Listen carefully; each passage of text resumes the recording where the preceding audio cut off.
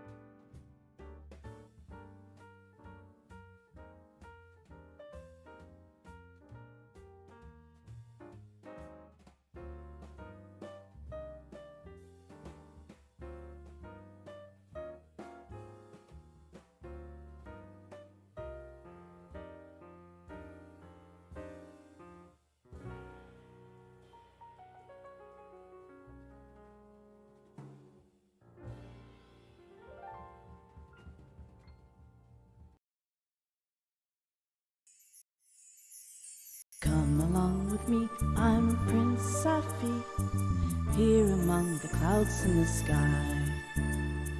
Imagination is the key to unlock the dreams in your mind. Let's go, let's fly, let's dream, you and I. Do do do do do do do do do do do do do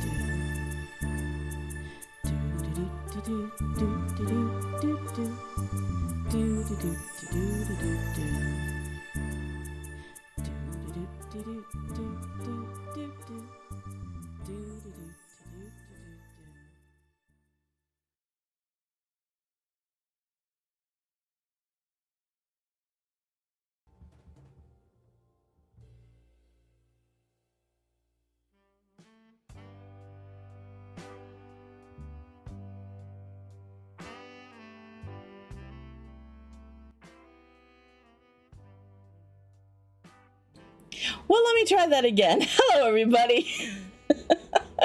How are we this afternoon or morning or night or whenever it is for you? I just know it's tea time for me. Hello, Sapphires. Thank you, Heartless, for letting me know I was mute there. Good way to start off tea time. My guest this afternoon is RubyStarSimmer. I'm going to get her in here in 1 second. Hold on. Let me get her in here. Probably going to get her in here before the sound. Hold on. Let me go get her. She's not late. I'm just a little fuzzy brain today. I don't know why. There's Ruby. Let me get Ruby in here. Hello, Ruby.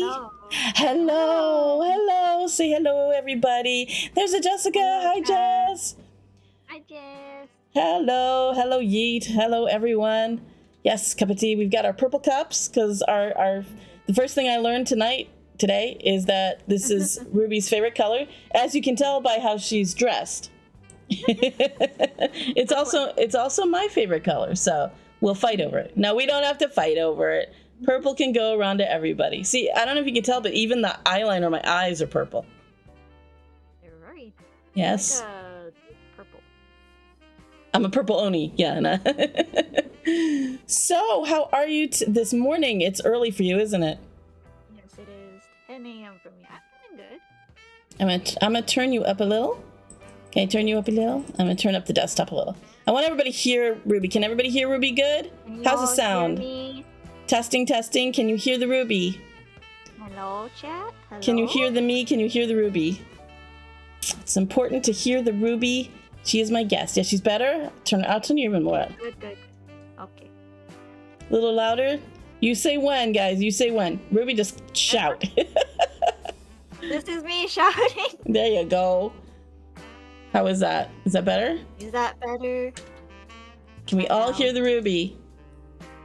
There we go. We're good. Yay! So, Ruby, my first question. We're just gonna hang out. That's how tea time is. We hang out. We pretend to eat tea sandwiches and cookies. I just learned from Ruby that she hasn't even had breakfast yet. Quick, go get a waffle. Go get a waffle. Right now? Right now, go. That's what Ruby likes to eat, waffles. Her and 11. I like waffles. But my first question to you tonight, Ruby. Your name. So for some stupid reason, because I'm really slow today and my brain is a little dumb today, I put in the title, I just caught that I put RubyStarSimmers. I wanted to make you plural. I don't know why. But I changed it, so it says RubyStarSimmer now. Yes. But my question is, how'd you come up with that? Are you a big Sims fan?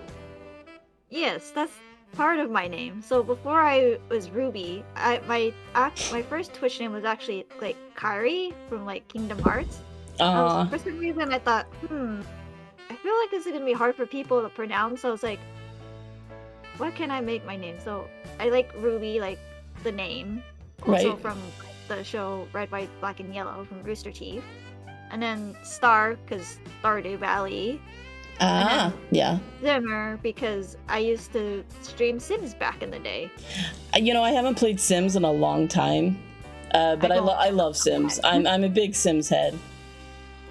Yeah, me too. So I see. So you just smushed it all together. Sorry, I'm trying to make this even lower. I want to hear you. Okay. So that's your name. That's how you got your name. How did you get into? Oh, hi Sky. Hi everybody. Hi Heartless. Hi Sky. Hi Yeet. Hi everybody. Hi Jess. Hello. Okay.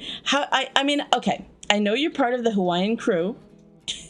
As I call it, and it's one of my favorite crews ever. But how did you decide you wanted to be a VTuber? I all from Panda. Echo introduced me to Panda, and I was like, oh, they have like a cute little VTuber model, and like I'm very insecure about my looks and stuff. So yeah, me too.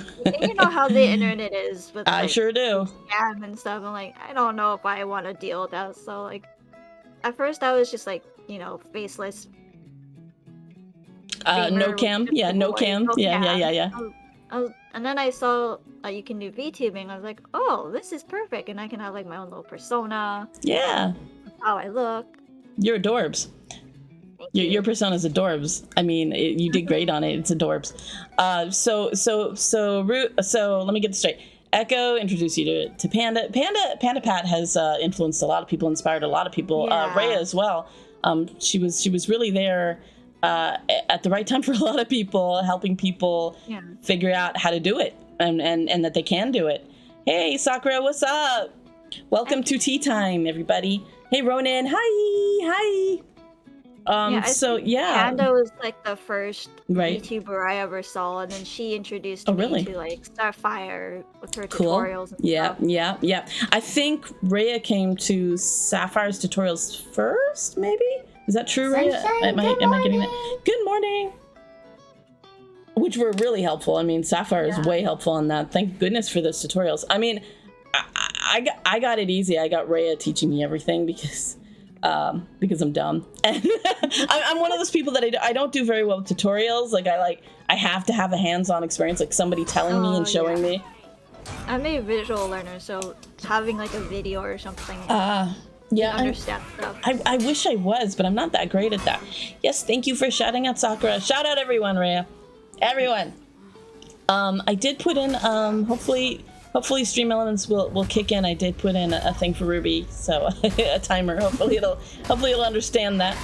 But yeah, definitely videos like that from Sapphire. I think for me it was all Rhea.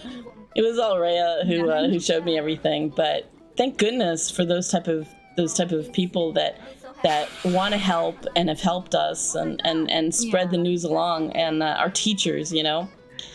So you learned from Sapphire and Panda. Yeah. That's cool. Did you find it easy, or was it like, this is hard? I kind of found it hard at first. I was like, I don't know what I'm doing. How do I use this program? And then I slowly started getting into it. Yeah. So did you go right into Vroid? I used VMagic Mirror because Vroid was making my stream lag a little bit. Now I figured out that you can just lower the settings. Right. Quality. Right. I think I tried Magic Mirror, but it just wasn't. I can't remember what you can't do, but there's limitations with Magic Mirror. I didn't really do that for very long. I remember in the beginning, I was hoping that I could somehow use Magic Mirror on the second computer and be able to do stuff with Rhea. But that didn't really work. It just didn't really work out. You almost pee yourself in that clip, Heartless? Oh my goodness. Too much information. Yes, shout out Rhea. There you go. My big inspiration right there, and she's sitting behind me. And I live with her day to day. But everybody, I'm sure, has followed her. If for some weird reason you don't, please do. She's my goddess. Oh, my cat is trying to get involved in this. He's right by my legs. Hello, Panty Pans. Oh, my model died. What is that? I just went catatonic. Hello? Oh my god, my webcam just died. What the? Hold on. Technical difficulties. Hold on. There's no technical difficulties happening. I died, everybody. I died on Tea Time.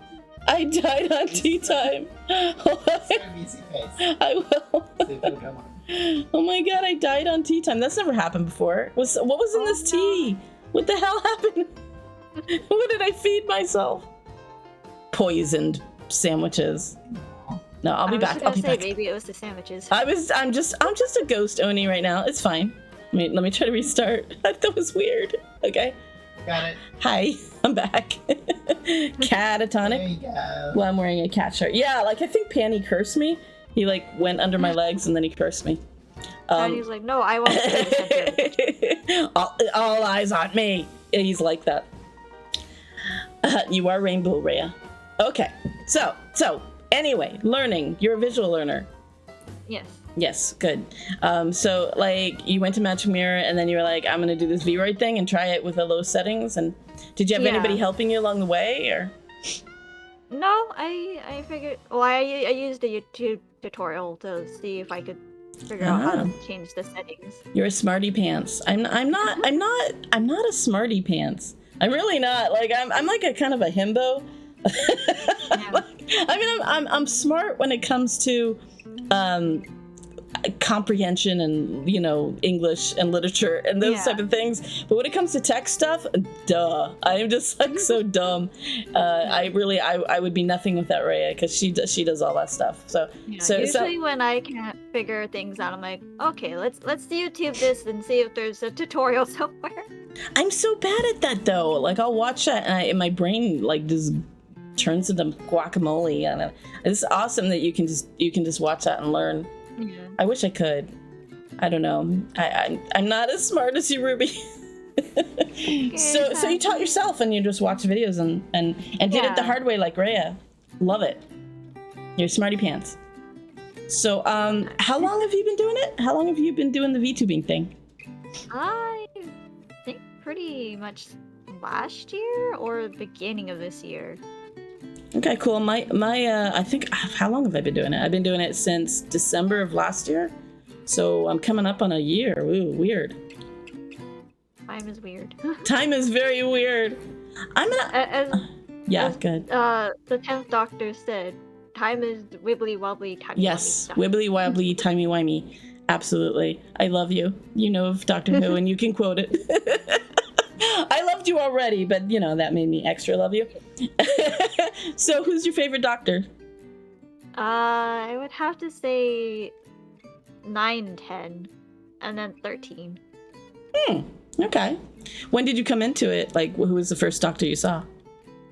My friend Lynn, she told me about Doctor Who, but she told me to start from like, what is it? Eccleston, I think is his actor's name. Eccleston, yeah. Wait. Yeah. 9 is Eccleston. Yeah, 9. Okay, so you started basically at the reboot. Yeah. Yeah. Okay. Cool.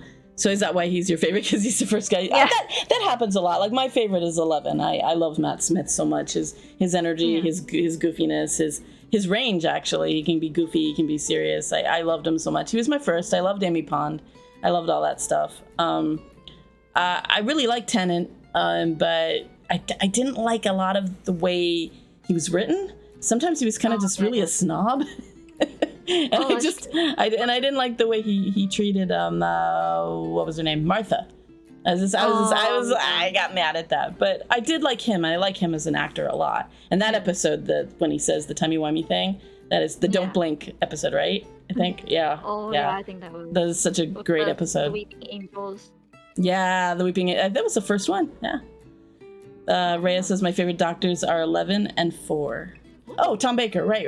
Of course. The legend. So, did you get into anime before VTubing? Were you like, yes. Are you into anime?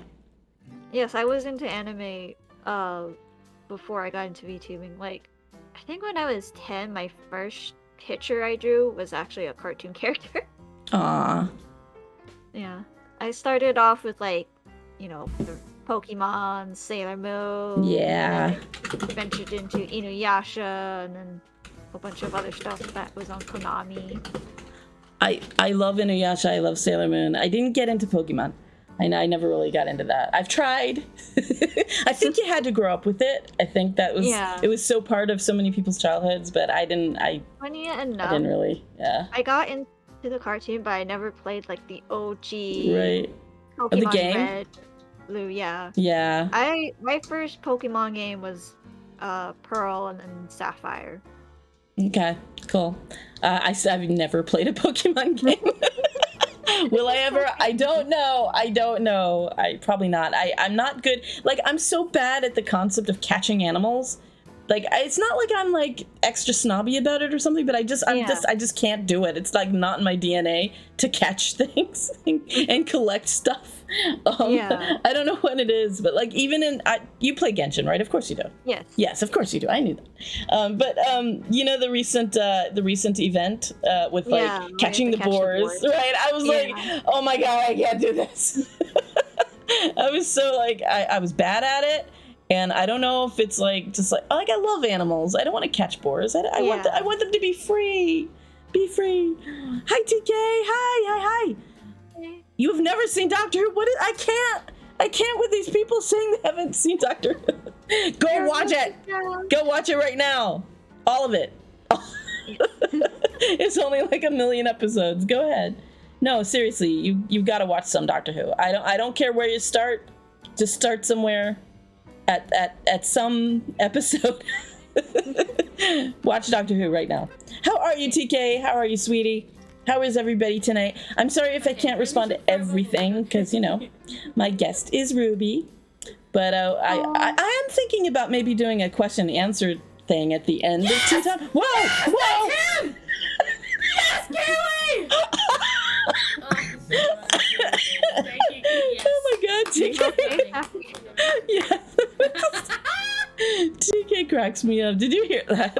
It just starts screaming. It's great. I love it. All you hear is yes! Sounds like me when I finally pulled Zhao. Oh my god, did you freak out? I freaked out with... There's a clip of me, like... Yeah?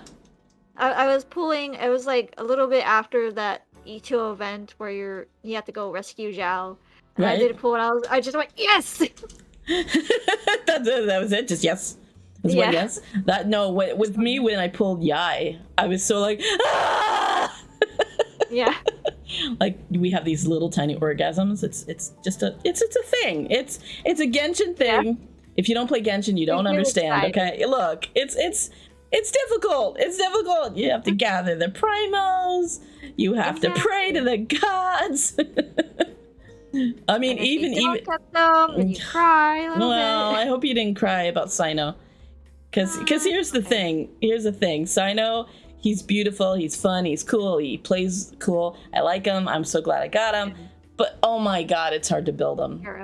The scarabs. The scarabs are killing me. They're just killing me. I'm not too upset about not getting him. Yeah. At least I have Nahida guaranteed. Right. That's true. Rhea really wants Nilu. So she's going for Nilu. I don't know what I'm doing. I don't have any guaranteed. I'm just gonna see what happens. Yeah. What? That is like fate. I am thinking of doing a question answer thing. Yes. Okay. I have Sky's approval for that. Yeah, like at the end, a little question answer thing. Yeah. You need to get a mic to fix your scream. I don't know, TK. I think people like it. It's fine. Oh, just wants Nahida bad? Okay. Small. I knew my 50-50 pity was gonna not turn out good luck because I got Klee and then I got Zhao last time. I'm like, I don't know if I'm gonna get lucky this time. Well, it's all about like if it's your guarantee, right? Because every time it's not my guarantee for the most part, it's always gonna be stupid Chi-Chi that comes in and ruins it. Yeah. Or Diluc, I have to say. I've had Diluc a couple of times now. Small orgasms, yes. Small organisms, no. What? I had to get 90 pity, but so far I've got 100 success rate on people I want. Nice heat. I hope that continues. I do. It doesn't always happen. Trust me. Yeah. You're gonna grab some tea. Okay. Sounds good, Jess. Everybody grab tea or coffee or whatever you like and hang with us. Just chill. Get comfy with us. Yeah. My first anime that I got into was Sailor Moon, and then Ranma 1/2, and then Ranma. I am Ranma. That's basically my character. That's my nature. That's my true self. And then there it is. Of course, there it is. Sailor Moon. Everybody sing it. You have to sing it. And then of course Inuyasha. I love Inuyasha. All right, here we go. Whoa, we've got a double. I've got a double. Oh my god. Shoot. Whoa, hold on. Well, that's fun. That was weird. Hold on. Okay. We'll have to do that again. And did I get like redeemed twice? What happened there? Yeah, I think I got redeemed twice. Oh, okay. Yeah. I have trouble with cacophony. That was a cool remix. All right, here you go. It's very interesting. Oh my gosh.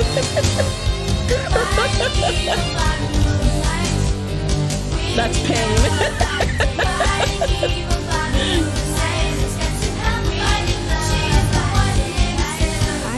That's interesting.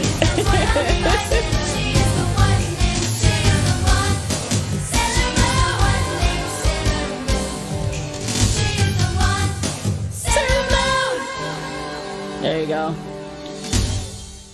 I have this thing called misophonia. I don't know if any of you have that or have heard of it. It's like where I get very sensitive to certain sounds. Like, or you can like see like colors have a certain sound or something. No, that's synesthesia. Oh. Misophonia is like sounds will literally drive me crazy. Like certain ones, like I don't know, repetitive noises or really high pitched noises, or like people chewing with their mouth open, or like, you know, just sounds like very sound sensitive. So if I hear like cacophony, like too much, like off of like music off of like that, I get like but I, like a grandfather clock ticking over, and yes, that would drive me nuts. But yeah, so much nostalgia. Yes, I love it. That's one of the greatest opening songs of all time. Who is your favorite Sailor Moon character? That is a good question. I'm gonna hit that right back at you afterwards. I think, okay, out of the Sailor Scouts and stuff, it would be Saturn. And not just because of the purple. She's just cool. But then, like, probably, you know, Mamoru, you know, Tuxedo Mask. Because he's the only guy that I can kind of sort of relate to. I'm the house husband. I just come in there with poetry and I leave, you know. I inspire Rhea and I go. That's what I do. But what about you? I would say Mars, and then probably, oh, what's her name? The Mercury, there we go. I was blanking on the name. Why do you like Mercury? Most people don't get into Mercury much. She's a smarty pants one. I can relate to her. Like, she always wants to like try and work hard and stuff. Yeah, and she knows everything. Well, they pretty much all do that, but she's like the bookworm. She like knows everything. Yeah. That's a good choice. Rhea loves Mars. That's Rhea's favorite. And I love like the mystic, like. Right. Yeah, she's the priestess. Yeah. That Mars is. Blob is the same way with sounds. Yeah. It's tough because I'm very sensitive about things. It's I don't like being so sensitive, but I am. Yeah. Mars is hot too. She's got those like high heels. Yeah, she's the hot one, definitely. So those are like the two sides of you. Yeah. I love it. So you got the spiritual, sexy side, and then you got the brainy, bookworm side. That's awesome. Which makes sense because with my tarot card readings I do on stream. Oh, you do? Nice. Whenever someone does tarot card readings, Jess knows this, but like, for some reason they always turn out almost accurate. Well, that's good. That's probably. I mean, if you were doing tarot card readings and they turned out like not accurate at all, then you'd lose your cred right there.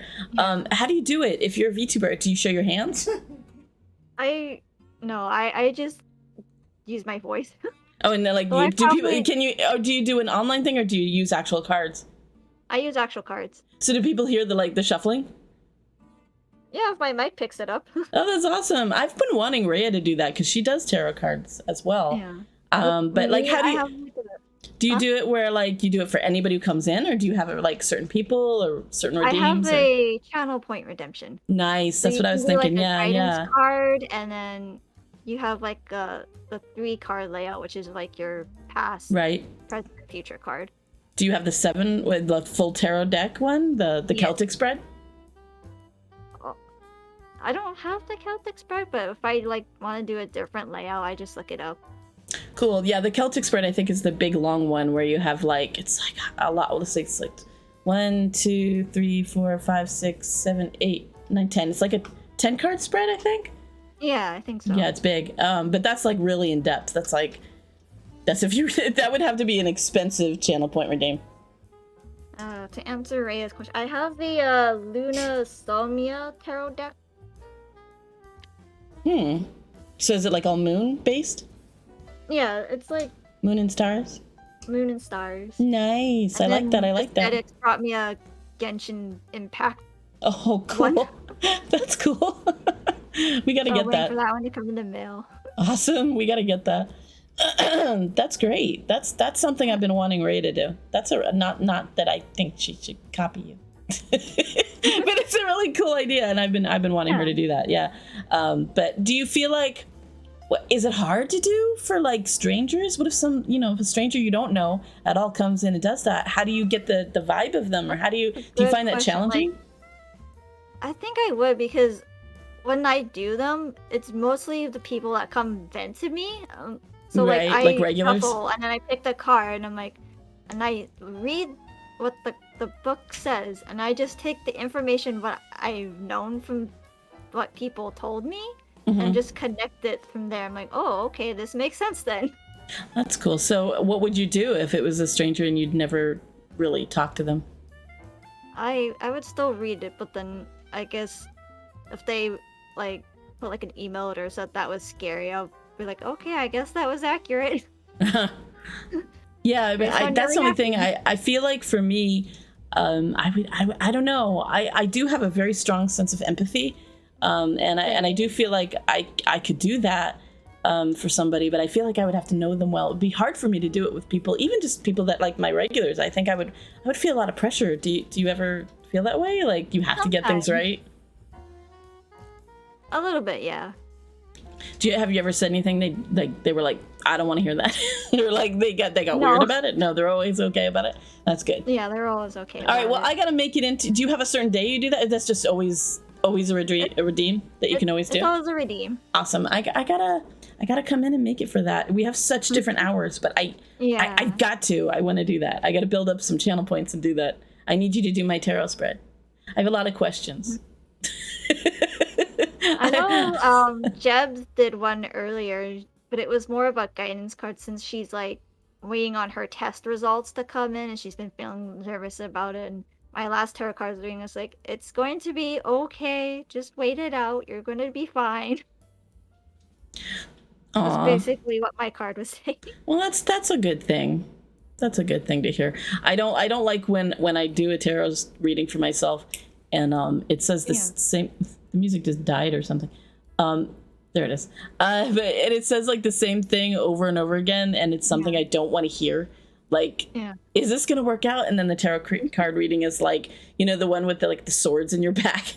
Yeah. And it's like, oh, okay, I guess not. And if it does that, like, I'll do it like I'm so obstinate. I'll do it like over and over like 3 times, and then if it doesn't it does it like over and over, then I'm like, well, I guess that's the truth. By the 3rd or 4th time, I'm like, okay, whatever, it's not gonna work out. But hey Echo, hi, part of the Hawaiian crew, let's go. Yay.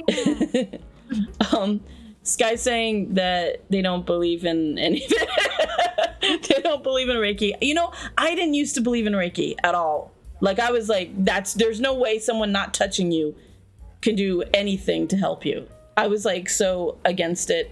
And then Rhea started dabbling in it, and she literally helped me chill out and relax by just like sending energy near me, like and doing the whole Reiki thing. And I got better. I don't understand. Like like my brain is not easily fooled, okay? Like I'm not somebody that just believes stuff. I'm not somebody that can just like, oh, somebody told me it's gonna be okay, so it's okay. I don't believe in faith healing. I don't believe in any of that. I'm kind of more of a realist, but it helped. And I still don't really understand it. And she's done it like twice now. And she probably should do it more for me. Maybe if I beg her. No, but like if I'm really blocked up with bad energy and I don't feel well, I have had her help me, and I don't understand it. But I guess there is such a thing as energies flowing. And if you can manipulate that is, you have my respect. I don't know how you feel about it, Ruby, but that's how I feel about it. Like I didn't believe it. Do you believe in Reiki? I've never heard of that actually. You've never heard, I don't know if I'm saying it right. Reiki. I think it's Reiki. But yeah, stuff like that is removing energy that is trapped. Kind of respected. You're respected, Rhea. I respect you in many ways, really and cool. yeah, it's amazing. But there's a lot of people that will fool you and not not be legit. But Yeah. I mean, Rhea is Rhea. She's my wife, and I trust her. It's just I was shocked that it actually helped. I really was. So I can't say it doesn't exist or it's not real. I'm starting, as I get older, I'm starting to kind of try to be more open to things. Yeah. There was a lot growing up that I was closed off to. I mean, I always kind of believed in sort of a spiritual other side kind of thing, like not ghosts so much as just spirits and a plane we don't know. I always kind of did believe in that, not religion or anything, but like I've been more of a realist in my life, but I've gotten more and more open-minded. It sounds like, have you always been into tarot or the occult or like? I kind of just got started because like I found out like I wanted to do tarot card reading because I was scrolling through TikTok and there's like, so my TikTok for you page is kind of like anime, cute animals, and then there's like astrology kind of things. Right. So I had a tarot card reading one pop up and they were doing it for me, and I know it's the same for everyone if they have that one, but for some reason when they did it, it was real. Like it felt accurate. That's cool. I don't think I've ever had, other than Rhea, I've never had like a professional tarot card reading by a professional person. I don't know. I never had that occasion happen. But that's cool. So it felt legit, and it felt like it was and like accurate after for that, you. I was like, I kind of want to try this myself and see if I get like, accurate too. And it did. I'm like, oh my god. Well, have you felt like you were empathic in your life? Is that something you knew? I am very empathic, yeah. So you knew you had that openness for that. Yeah. Yeah. And my grandpa's always said that I've gotten it from my grandma too. Oh. Like her psychicness, her intuition. Was your grandma an actual psychic or?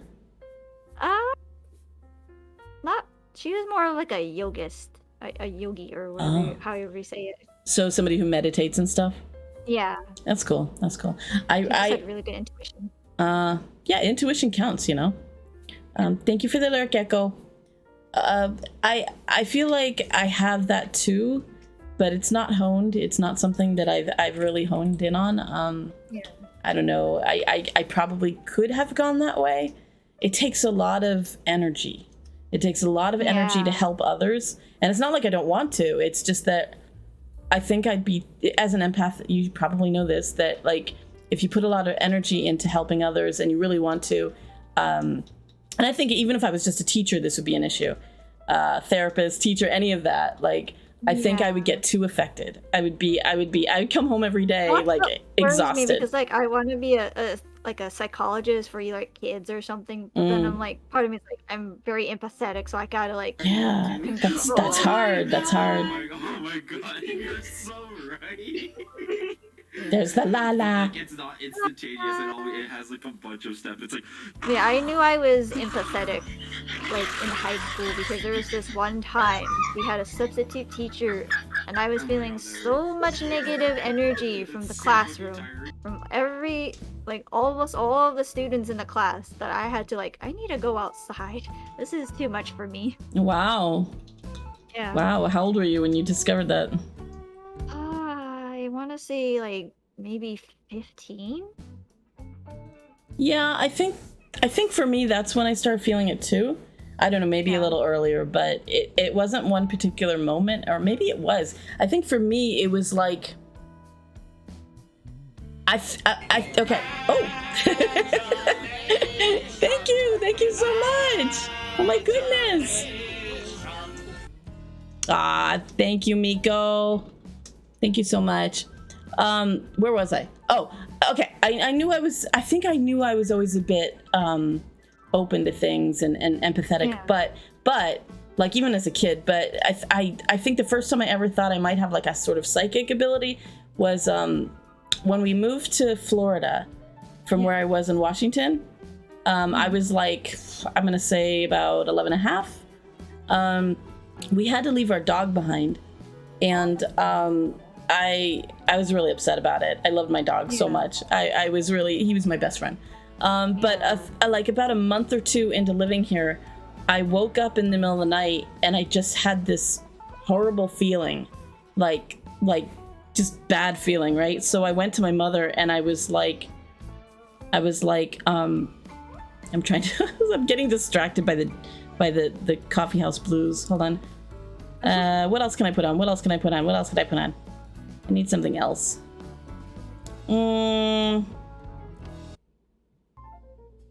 That's a little better.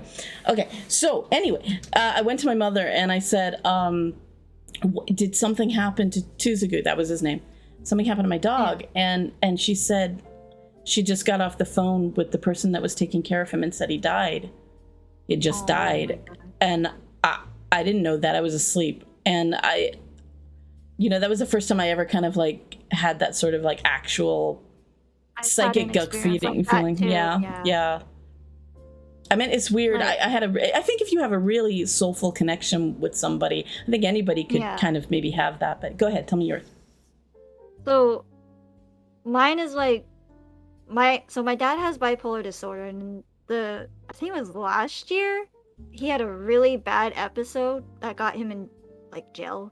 Ooh. So me and my mom were staying at my grandpa's house where we are now, because we needed space and he's starting to scare us a little bit.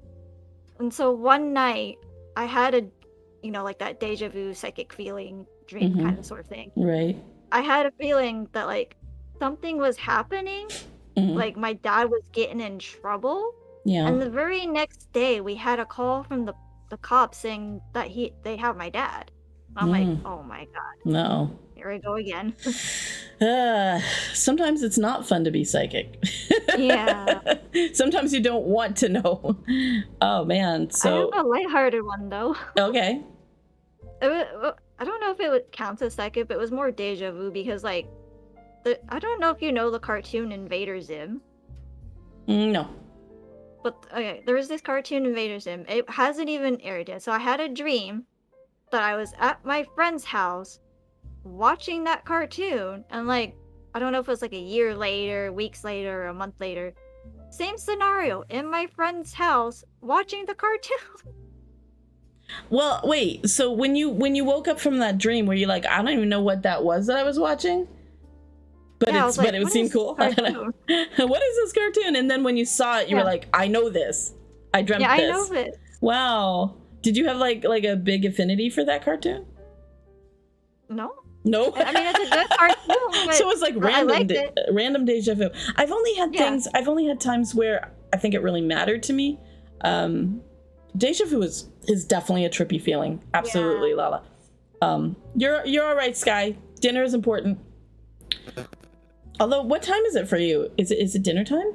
It's like 4:45 for me. 4:45 p.m. It's tea time. It's legitimately tea time. 4:30 is when we eat dinner. Oh, okay, that's early. Oh, yeah. Do you wake up early? Oh my God, I've been waking up so early. We're trying so hard to get out of the vampire schedule. I woke up 5 a.m. today. It's getting there. It's getting there. I always say that's like, you get up at that time, you got to milk the cows, feed the chickens. Yeah. But yeah, deja vu is weird. I have had it a few times. Have you ever, since it's Halloween, I feel obligated to ask, have you ever like felt when a ghost, have you ever seen like a spirit or felt it or? I felt it, yes. So I think I've told this story in your chat before, but I think you did. Me and my friends were young. I think we were like teenagers. We walked down the road and there was this empty house. And for whatever reason, we decided to go in it. I don't remember much of the story, but I only remember because my friends always tell the story. But like, we went in the house and like I guess I got possessed or something, or I got possessed or spirit, something. Oh well, my the spirit god. attached to me. That is And my friend crazy. said that I looked pale Oh my god. and that I tried to lunge for one of my other friends. Oh my And god. then the next thing I knew, I woke up next to my friend, the same friend that I was trying to attack. And we just kind of looked at each other confused. Wow. And you Yeah. didn't know anything of what happened. No, that Wow. memory is like blocked out from my mind. Wow. See, I don't know. That's as an empath, that is something you have to like really, Yeah, you be know, careful about. yeah, you have to learn to put up those walls, I guess. And that's such a hard thing to do, to balance, like, because you want to help people, and even spirits. I'm the type of person that like I would want to help the spirits. That's why like it's hard for me to, I think we've talked about this about Phasmo and stuff, even though I'm gonna play it for Halloween. I am. But it's hard for me in those type of games to think about like, oh, they're these evil entities that want to kill me. But Yeah. like, because for me, I think I would want to be like, let me help you cross over, man. You know, Yeah. let me help you. But it is sort of like a weird hard line to balance, a hard thing to balance Yeah. inside yourself, like, because it sounds like Yeah, you were not ready for something like that, and Yeah, too open maybe. Yeah. Yeah, I'm without just knowing it. recently learning how to like ground my emotions so that if there's like strong negative emotions around me, it doesn't affect me and I know what my emotion is. Right. What's yours versus what's outside of you. Yeah. Yeah. That's really an important life lesson for everybody, especially those who are very open or empathic. That's why I liked the Life is Strange game, the True Colors one, because the main character is sort of like her ability is empathy. Right. So she could like, you can see the emotions of other people, and I'm like, oh, I can relate Oh, to that's this. cool. I did watch somebody play that a little bit, and I did kind of think I could maybe get into that. Maybe it scared me a little bit. I don't know. Yeah, I think it was like you had like little puzzles you have to like figure out in a certain amount of time, and I was kind of like, I don't know if I want that pressure. Yeah. What Sky says, it was 2 a.m. I remember getting a late night snack. I look over at the living room and a spirit quickly floats through it with 1 to 2 seconds and gone. And I was like, oh, but it was just like a psychological thing. We don't know. You won't know. There's also an incident where so in Hawaii there's this legend like don't whistle at night, or I think it's like the night marchers or like spirits will like I've heard of come that. to you. Right. Yeah. Right. And my friend Megan likes to like trick me sometimes, so she'll like whistle at night, and I think back then I believed in it. So then like I don't know if it was just my mind playing tricks on me or what, but like I would feel like something tugging on my blanket. It would freak me out. Well, when we're young, we are very susceptible to those kind of thoughts. So it's hard to know, but you know, I can feel when there's that sort of coldness around, that sort of negative emotions, coldness, whether it's a spirit or whether it's just somebody that lived there and they were weird, and you know, I definitely believe there's energy we give off, whether we're living or dead. There's that energy residue that and energy that we can give to each other, whether it's good or bad. Sky says, I don't think people are empaths. They just have higher than average empathy.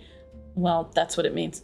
Most can sense strong negative emotions around them. No, although a lot of people can't. A lot of people are shut off to it. There is a difference between those who aren't and those who are. I think when we're young, we're all a little bit more open. We're definitely more open when we're young, all of us. But I don't know, some people more than others. Rhea says, I went to visit my uncle in the friary for a few days in Beacon, New York, and the whole time I could feel someone watching me.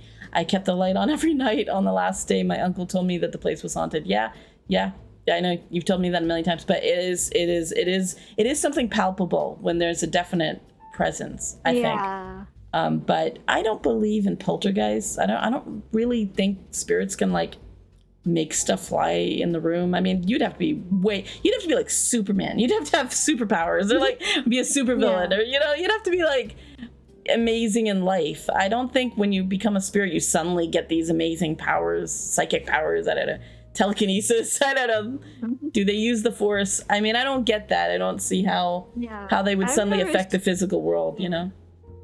My friend once lived in a house that had spirits in it, I think, and she saw the cupboards move. Like the what was it, the door of the cupboard? But I haven't witnessed anything like that. That would be so hard, though. Imagine you're a spirit, and you know, usually you can't affect the physical world as a spirit. It's a whole other thing, right? You're just the energy of yourself, and then like it's suddenly you're. How do you move stuff? I mean, that'd be like saying you can move stuff with your mind now in life. It seems like it would be kind of the same. Why in the spirit form would you be able to do it more? I don't know. I mean, I'm not saying I have the answers, and I'm not saying I'm not saying it couldn't happen. That it's just it just seems highly unlikely to me. I think most spirits are just trying to live their spirit lives, you know. Yeah. trying to work out their stuff, just like we are in life. And you hope that you find peace, but probably a lot of them don't. I think people are just people, you know, whether you're alive or passed on. So on that note, you were talking about Hawaii and the folklore and stuff. I really want to know what it's like living in Hawaii. Because I have an obsession with Hawaii, but like my mind thinks it's like, you know, I imagine it being like the best place on earth. But what is it actually like living there? I guess it depends on the island, because the island I'm on, it's more rural. Expensive, really? Very expensive. Milk here is very expensive. But yeah, I think it depends on the island, because like the big island where most of the Hawaiian crew is, it's a small town, not very city-like, lots of trees, rural areas. And then if you like go to Oahu, like where Jeb's is, it's more city like there, because there's lots of buildings and stuff. Right. It's pretty much the same. You know, pretty much everywhere in America, it's like that. You know, the more city and like New York and California are like impossible to live. Florida's sort of, I don't know, it's not as bad as New York, but it's pretty bad. It's expensive. But it does depend on where in that state you live, definitely. But like, what's the vibe? Is it? I don't know. Like in my mind, it's like everybody's nice, everybody's chill, everybody's relaxed. Yeah, for the most part, everyone's like relaxed, chill. You can vibe with most people here. Like, so in Hawaii, we call like the elders here like auntie or uncle, even though you're not related to them. It's more out of like a respect. Yeah, there's that. I've heard of that, definitely. And everybody's a cousin, right? Yeah, like everyone is chill so long as you're respectful of others and not entitled. That seems like a really good thing, actually. Yeah. And is there a lot of diversity? For like different cultures, part, different races, that kind of thing, or? A little bit, but the main like ethnicity that we have here is like Asian. Right, like Japanese, Filipino. Right. So and then Hawaii has like a whole bunch of like Asian fast food places. We barely have like any Italian. We have some Mexican. You don't have Italian? What? We have like maybe one Italian place here. Ooh, oh my gosh. Wow, that would be different. That would definitely be different. Yeah. Lala says the food restaurants are definitely more diverse in Oahu. Okay. Yeah. Okay. Yeah, I don't know. I mean, I don't have to have Italian food, but you don't know any Italians? Oh my God, that would be so weird. Yeah. There are so many Italians here. Oh my gosh. Italians and New Yorkers and, you know, all that stuff. Definitely, they all came to Florida. A lot of them did. So there's a lot here. But so it's almost hard for me to imagine a world without Italians. But yeah, wow. So a lot of Asian stuff. And what about the whole the more indigenous Polynesian stuff? Is that like? We have Polynesian. There's we have like the Hawaiian hula, Polynesian dance. We have what is it? How do you feel about? Lauren knows. I have to ask this. How do you feel about poi? Toy? Poi. Poi? Poi. Don't don't really care for poi. I can't imagine ever eating it. Cool. Yeah. So what does it actually taste like? It's really sweet from what I remember. Yeah. Because It's sweet and goopy? Is it like gooey or is it like sticky or? From what I remember, I feel like it's more goopy. Goopy? So it's goopy and sweet. Yeah, I don't know. Is it something where like all Hawaiians like have to try it, or are you forced to eat it? You're not forced to eat poi.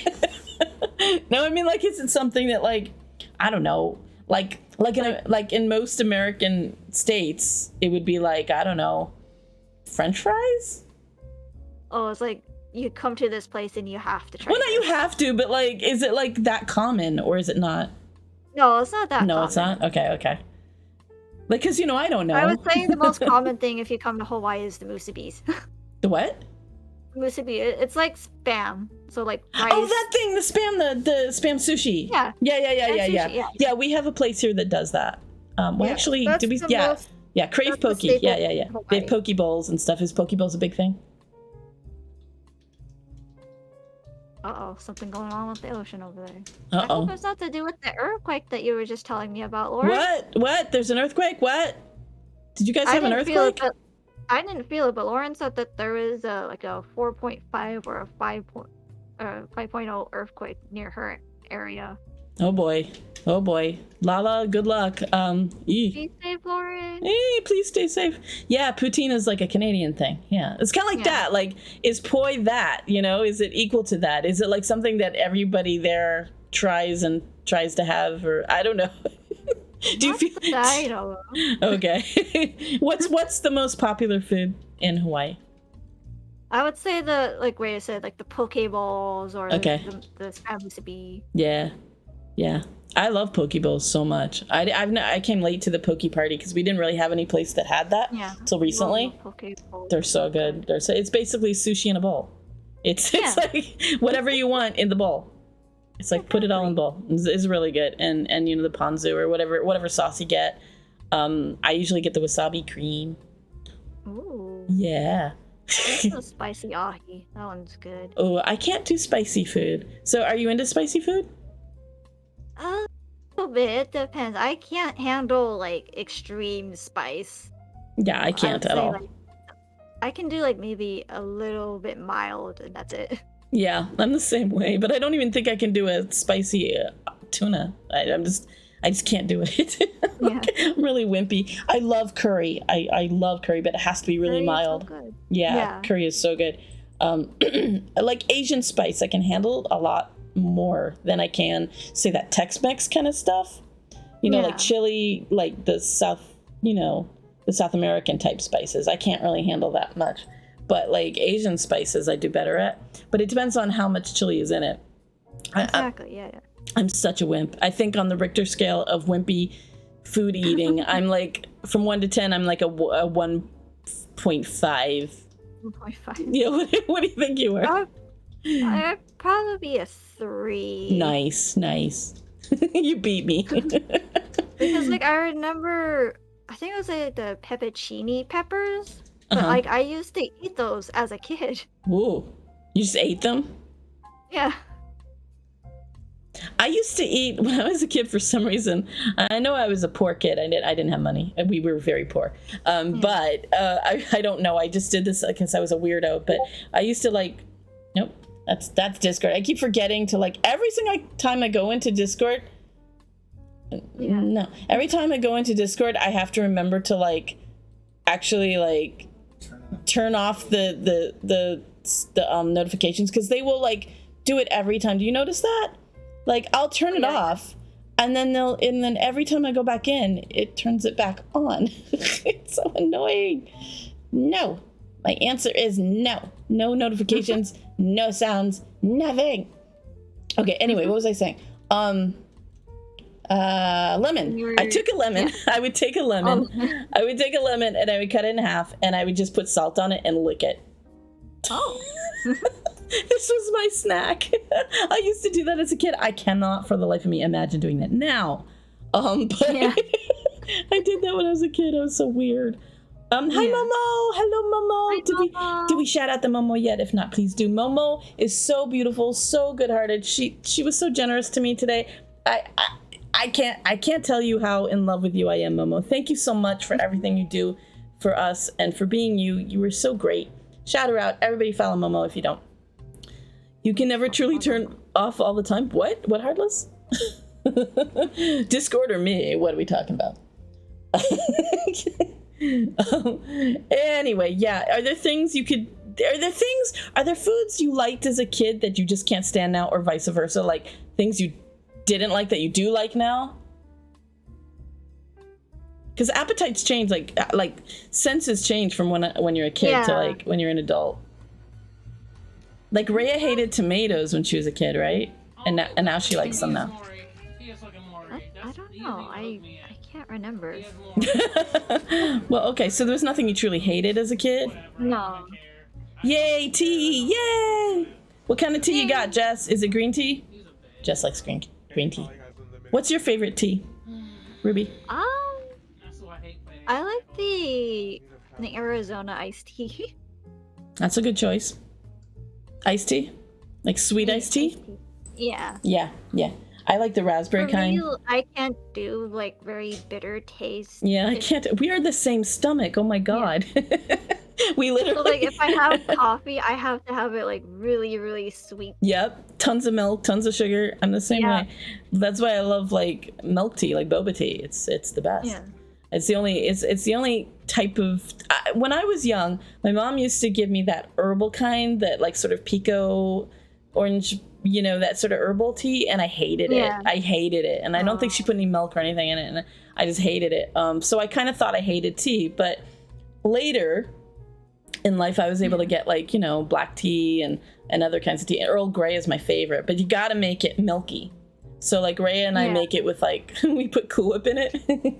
We do Cool Whip and like lots of sugar, and it's really good. Because that strong Earl Grey mixed with the sweetness is a really good combination. Yeah, that's my favorite. Coffee is too bitter for Jess. Yeah. I love mocha. I'm really into mocha. Oh my god, frozen mochas, okay? You know what it's like to live in a really hot and humid place. Mm-hmm. Yes. Frozen mochas saved my life. I can't tell you how many times it has. A nice cold mocha frappuccino. Oh my god. Not too much coffee. I always say one shot, that's it. Yeah. Yeah. Because sensitive tummies and all. But yeah, that's my thing right there. I like vanilla, but mocha, yeah. Some days it's like that's all I want. That's really all I want. Today we had some Thai food. Well, it wasn't really Thai food. I lied. It's a Thai place, but it's not really because it's called Spiky Thai, but like they do a whole bunch of stuff. They're one of those places that do all kinds of Asian. So they had we got miso soup, we got spring rolls, we got some lo mein, and Rhea got sushi. Yeah. So we had that for lunch. Yeah, that was really good. What's your favorite food of all time, Ruby? Steak. What? Steak?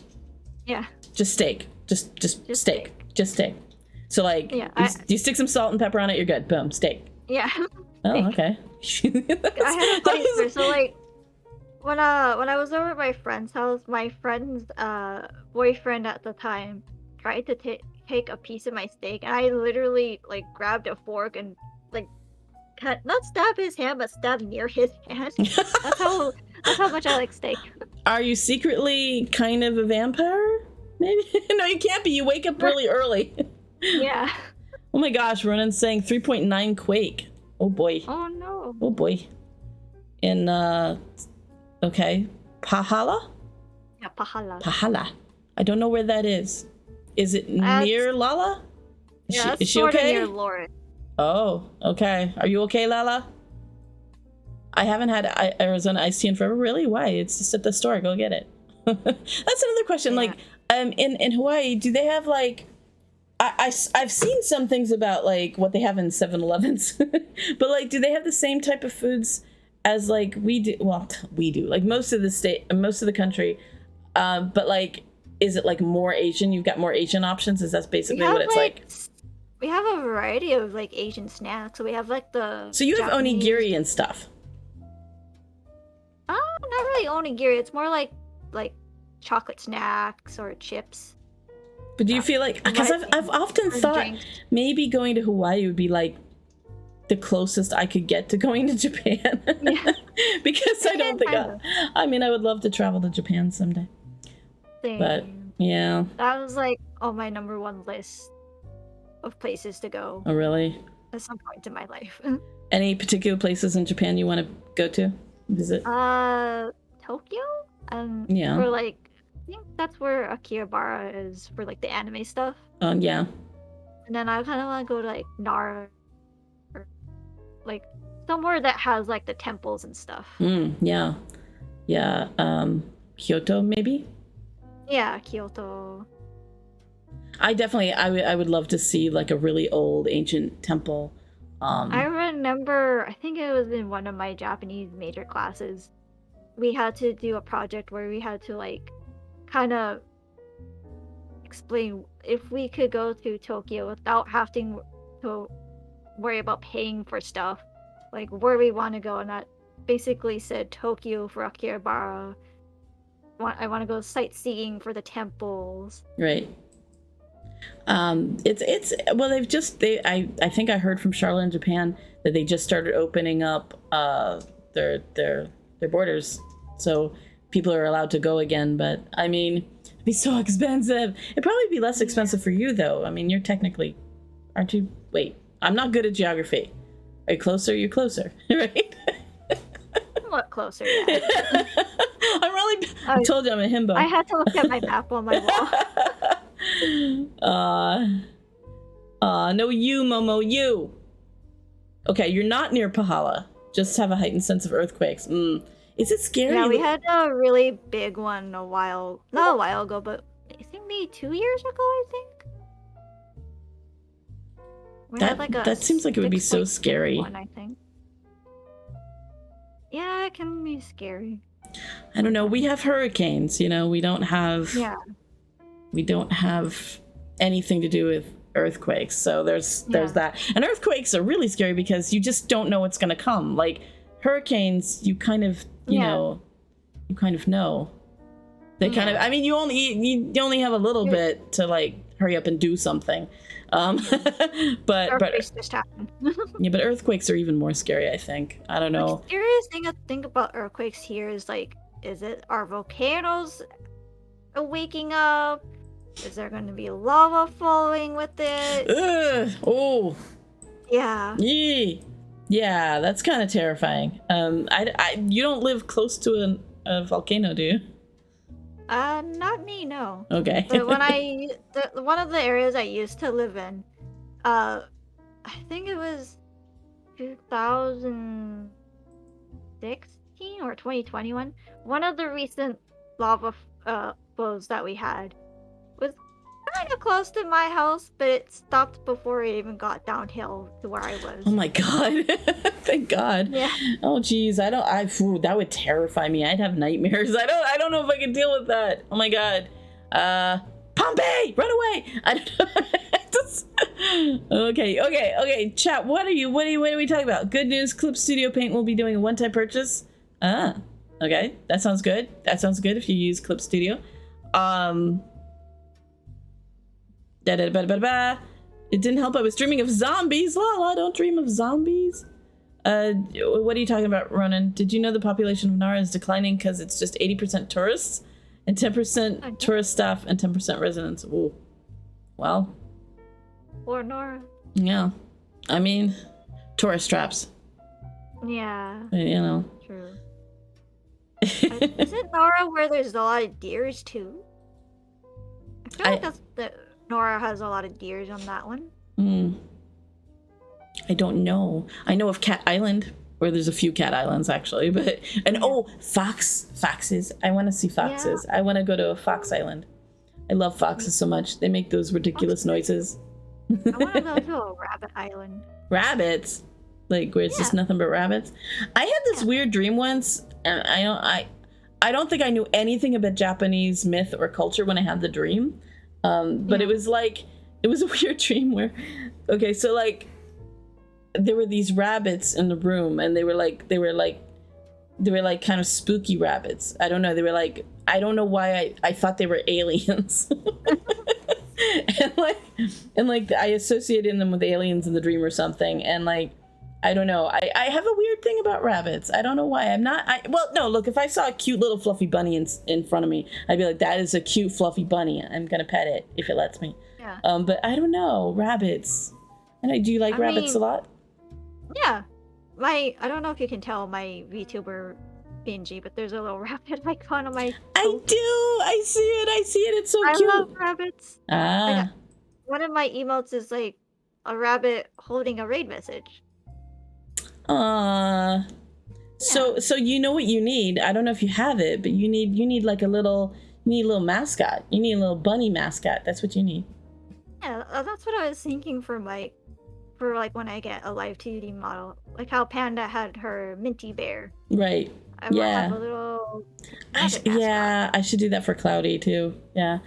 It'd be a little more money, but it'd be worth it. Yeah. A little chibi Cloudy that can move. Yeah, if he can move.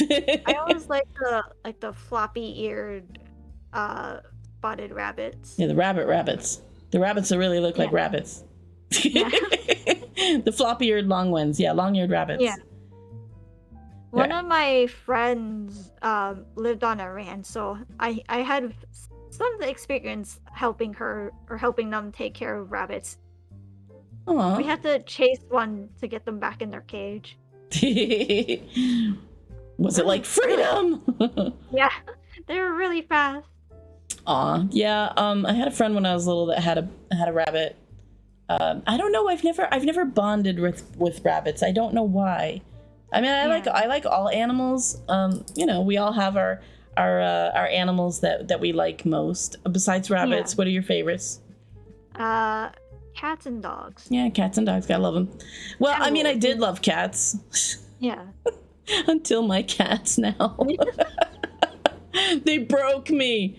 I loved cats. You also hate them. It's a love-hate relationship. Like, Panny is the worst. I'm sure you've heard him. Oh my God. He's just his yowl you can hear from miles away.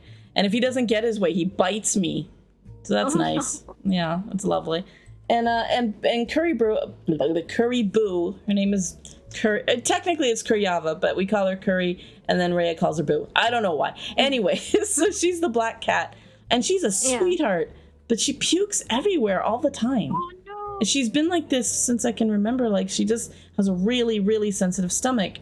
And I've tried to go grain-free. I've tried to get the expensive stuff. It doesn't really matter. She just pukes. She's a puker. So it's hard to keep up with her.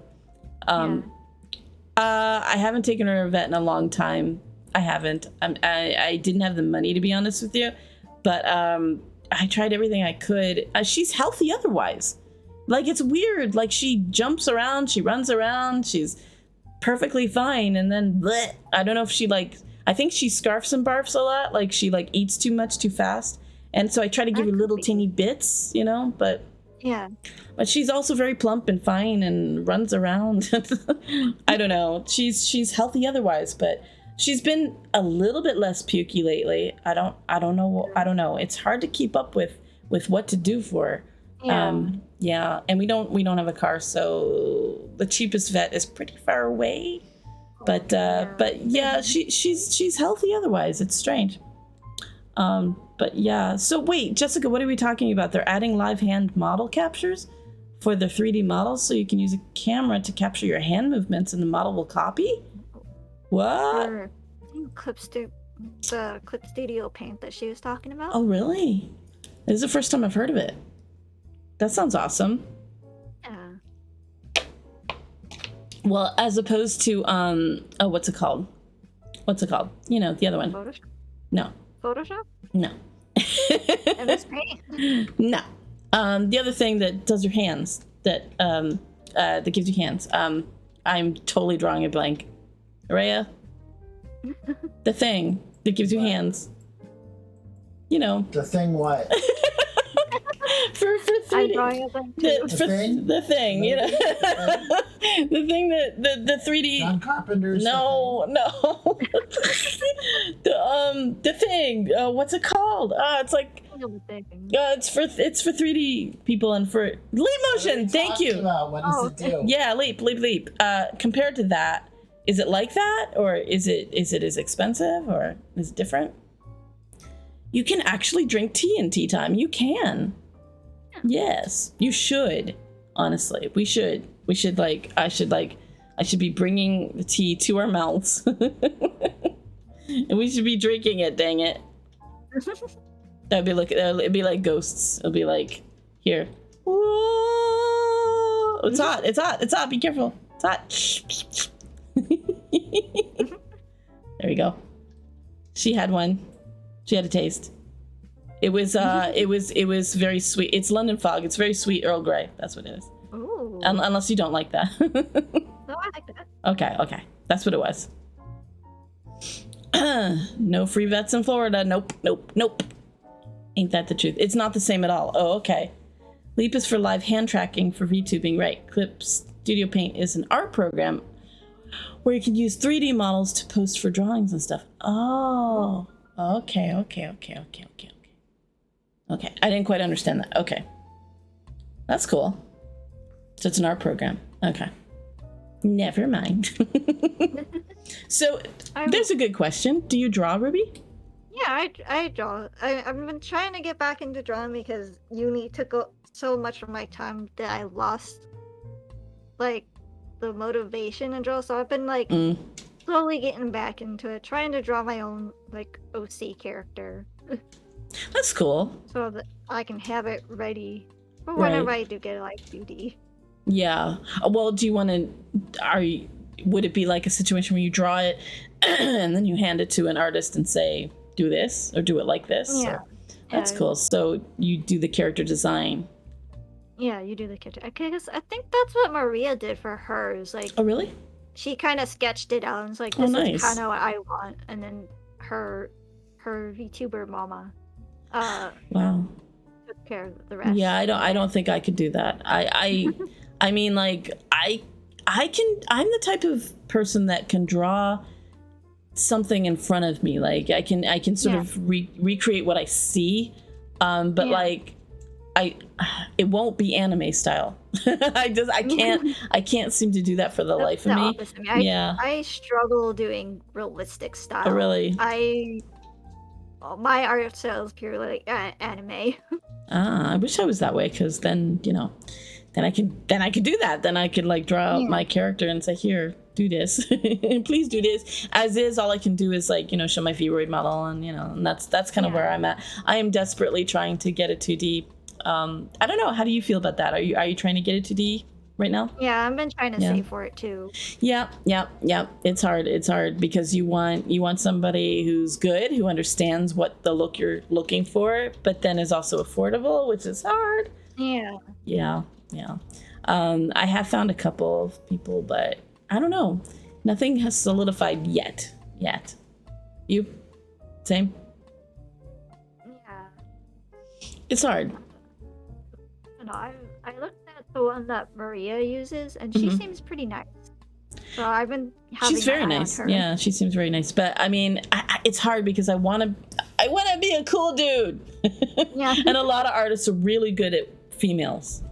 But not necessarily males. And I don't want to be like really muscular. I don't want to be like, I don't want to be one extreme or the other. I kind of want to be a soft boy, but I don't want to be too soft. But I want to be a Genshin. I want to be a Genshin husbando, damn it. Why? That's what I want to be, but it's hard to find somebody that can get that. So I haven't really totally solidified with it yet, but yeah, I think Maria's artist would be definitely good, and her prices, I think I looked at them, they were pretty reasonable. Yeah. Go for it. and add a bunny. Yeah. Yes, a little bunny. Yeah. So think of a name. Yeah. So I don't know, you're saving for that. Do you feel like that's going to be on the horizon for the next year, or? Oh, I kind of hope it's for the next year, but I don't know. We'll have to find out. Yeah, you should maybe do some donathons or something. Yeah. You got friends. You got people who want to help. So when you got to the VTubing, so you learned about the VTubing community through Panapat and learned how to do it through Sapphire. And were you surprised at all by the VTubing community, or did you feel like, I don't know, were you like? Because for me, I was surprised. I was like, holy crap! People who love anime and who love games and anime and speak my language, and they're also like welcoming and cool, and like, were you surprised, or did you feel like, no, this is I was a little surprised, but I was like, oh, this is nice. Everyone's so like welcoming and nice and just want to support each other here. Yeah, I was shocked, honestly, because there's nobody like that around us, like our IRL, you know. It's just, for us, it's just, for me, it's been amazing, and feels like more family and more homey and family than anybody I've known in my surroundings. But I guess it's probably different for you because, you know, you've had that Hawaiian crew. Yeah. Yeah. So I mean, you weren't shocked or anything. It just felt right. Yeah, it just felt right, especially with how I try to stream. Like, for me, I just want to provide a safe and comfy place. Yeah, you're very comfy. Relax, wind down. Yeah. I have been in your streams. I have, but I just have never seen the I haven't seen the tarot stuff yet. Hey, Jebs, welcome in, Jebs. Jebby, hello. Is it Jebs? The MMORPG community, the furry community, all came before the VTuber community, and it was the same way. Oh, well, I missed those. I'm not a furry. Nor am I. And I didn't get into those communities, but that's awesome. I just felt like I belonged here right away. So did Rhea, and yeah, it was pretty amazing to me. But I guess for you, it just was like, yeah, this is just home. This is just easy. Yeah, this is where I belong. Yeah. So do you how do I put this? Do you feel like, do you want to, okay, how far in it do you want to go? Do you feel like this is going to be like kind of like just, you know, your hobby? Do you want to make it like more? Do you want to, what kind of things on the horizon do you want to do? I think I just want to make it as a hobby. Mm-hmm. Do you feel like, I don't know, do you have a plan for what you want to do as a VTuber? Or just comfy? Just comfy. Comfy is great. Comfy is underrated. I love comfy. Comfy is my thing. Like, I know a lot of people love horror games, and I feel oh, hello! It's a parakeet! Hello. It's a parakeet! Thank you for the raid! Thank you so much, Para! Hi, how are you? Wow! Yay! Thank you for following Poof! Thank you and welcome, everybody. Welcome, Raiders. Welcome. Welcome to the Sky Kingdom. Oh! My alert finally came in. Woo! There it is! Welcome, everybody.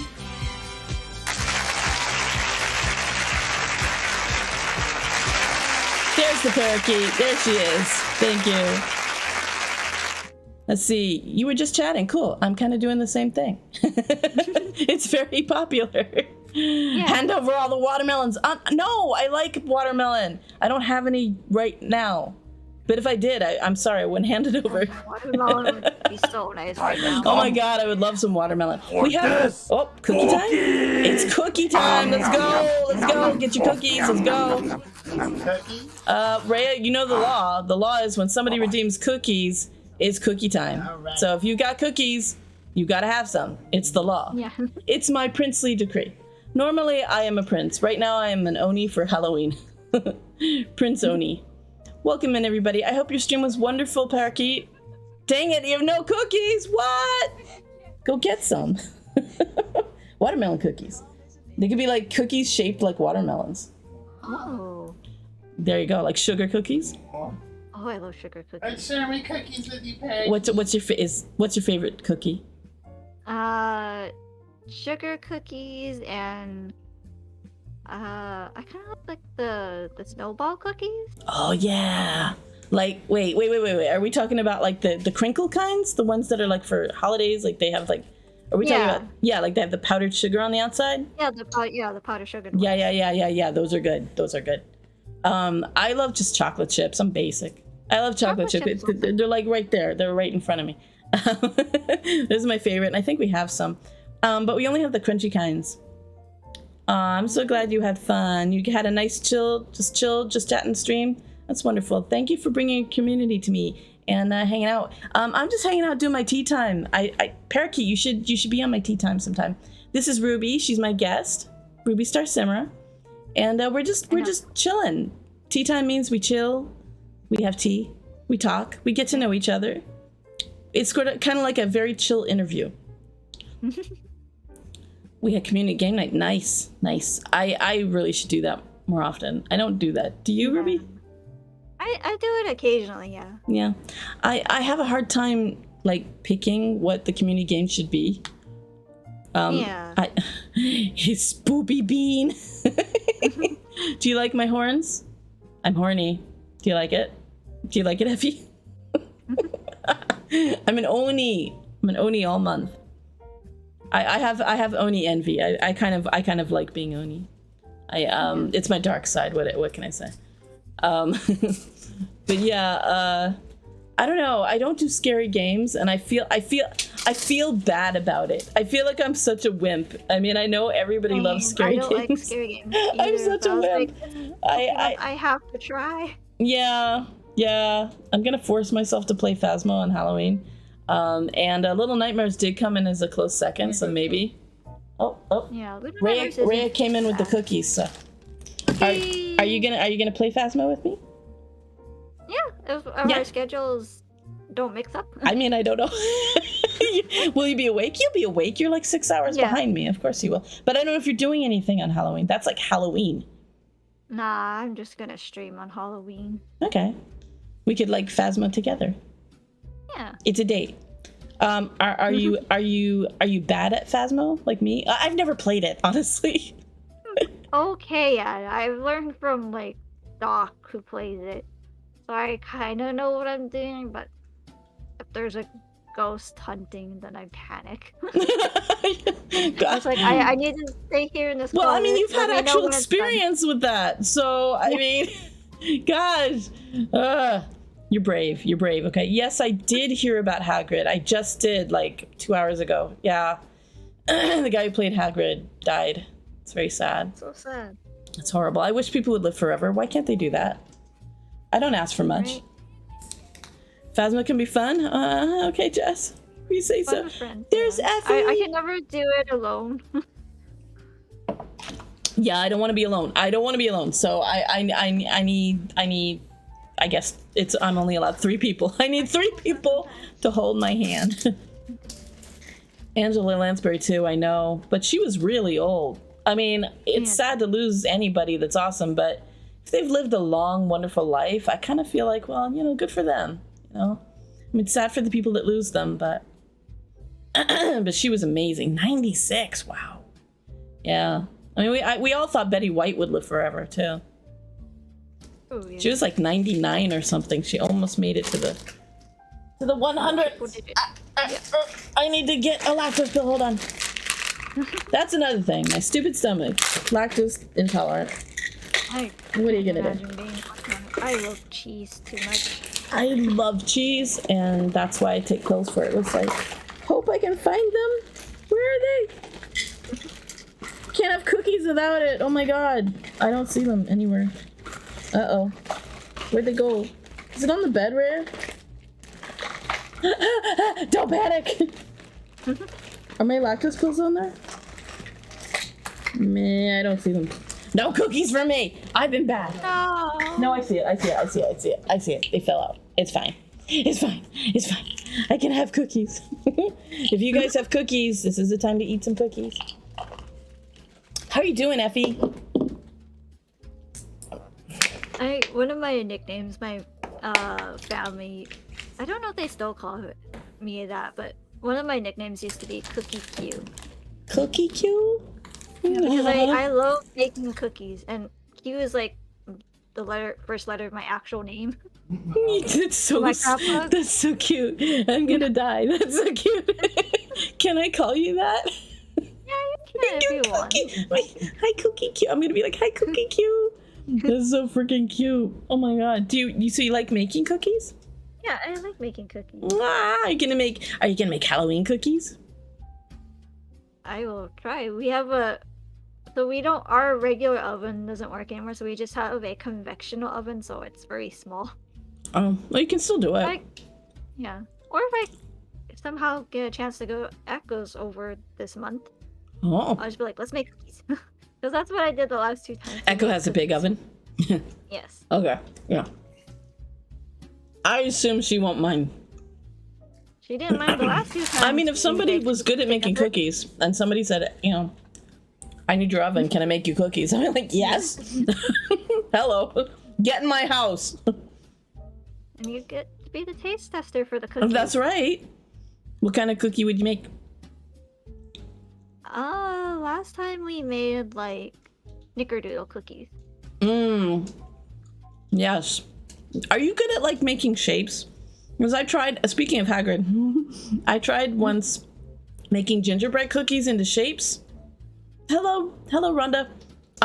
Yes, Jeffy, I want to taste your cookies. That sounds wrong. But anyway, I tried to make these gingerbread cookies and into the shapes of like, Christmas trees and stuff. And Santas, and they just all came out looking like big blobs, and like one, and I think somebody said, "Oh, look, they all look like Hagrid." I was like, "Well, that's not what I was going for." One of those, like the cookie cutter shapes. Right. I don't think I can manually make shapes. Right, but I don't know what I did wrong. I don't know if the batter was just too thin, or I don't know. I think it only works with sugar cookies, not gingerbread cookies. I think I went wrong with that. But snickerdoodles are superior. Yeah. Well, okay. Chocolate chip still wins for me. Okay. Yeah. Because it has chocolate. What about chocolate chips in snickerdoodles? What do you think? Ooh, that's Could an it work? idea. I mean, it's cinnamon and chocolate. Could. Maybe. Yeah. I think it could work. I mean, I've made was it Reese's Pieces cookies before. My dad really liked those. Jeb says that they can make addicting cookies. Are you guys gonna have like a cookie off? May the best cookie baker win. Debbie would win. Oh, really? She's the foodie. Ah. Jeb's cookies are so good. Okay, all right. I need pics, or it didn't happen. I love food pics. I really love living through other people and what they make and what they bake and what they do and what they eat. I don't know. I love food. That sounds so good. I make my cookies with double chocolate, regular chocolate, and white chocolate chips mixed together. Hello. That's a lot of chocolate.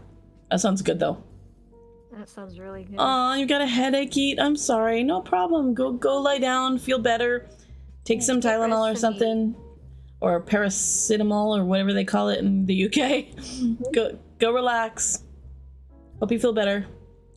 Hope you feel better, Yeet. You have many pics of your cookies. Okay, Jebs. Well, I need to see them. I don't know if you're on our Discord. I need to see them. I need to see your cookies. Hand them over right now. They're not that sweet, really?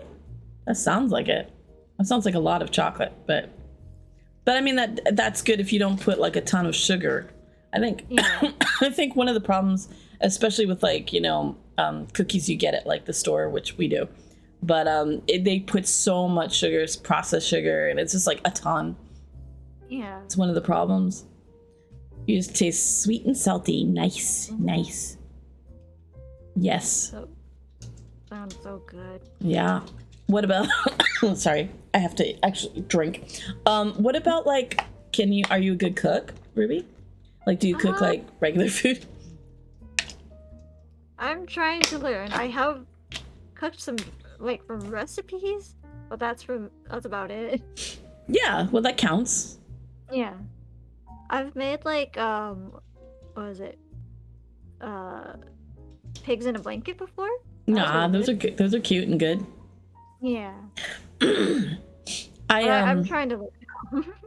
I think again with the scale of 1 to 10, as far as cooking goes, I think I'm about a 7. I think I'm a 7-ish. Like like if like Like 10 a- was like the chef, you know, like a great chef, you know. Yeah. Because I can From cook. what I've heard, you've been really good cook for Rhea. I mean, I try. I've pretty much taught myself. I'm no Remy, but I get by. You know. Yeah. I can do I do sauteing stuff. But you know, some things get me. Like I'm not great at making like lasagna because there's a lot of work in that, and you have you have to really make sure the lasagna noodles don't stick, and you have to layer and layer and layer, and it's kind of like a lot of work. I watched my grandpa how he makes his lasagna just so I like, if ever I want to make his lasagna, I need to like, because he doesn't have his physical recipe, and when I ask, he's like, you gotta watch how I do it so you know how to do it. And it's okay. Well, you said you're a visual learner, so you watched him, and then you soaked it in. So can you make a good lasagna? I haven't actually tried making it yet, but I kind of know how the process went. Well, did he write down anything? Like for me, if it's not written down, I'm not. It's not going to retain in my mind at all. No, he didn't write it down. Oh gosh. Okay. So yeah, I'm somebody that like has to know how many teaspoons and tablespoons and cups, and I need to know. You know. Same. Ah, you're the baker. Okay, Jebs. Well, that's good. You can trade off. Yeah. I'm what? I'm good at like chopped dishes. Chopped dishes. What does that mean? Like making food out of a bunch of odd things. well, not that odd. It's not like you're saying like the show Chopped. like they have weird stuff though. They'll get like what's in the basket, and then it'll be like weird things. Yeah. I don't know. I'm not quite that creative. Watch me so you can learn watches and still doesn't taste the same. Yeah, I'm the same, Effie. I can only recreate with like recipes written down, I think. What?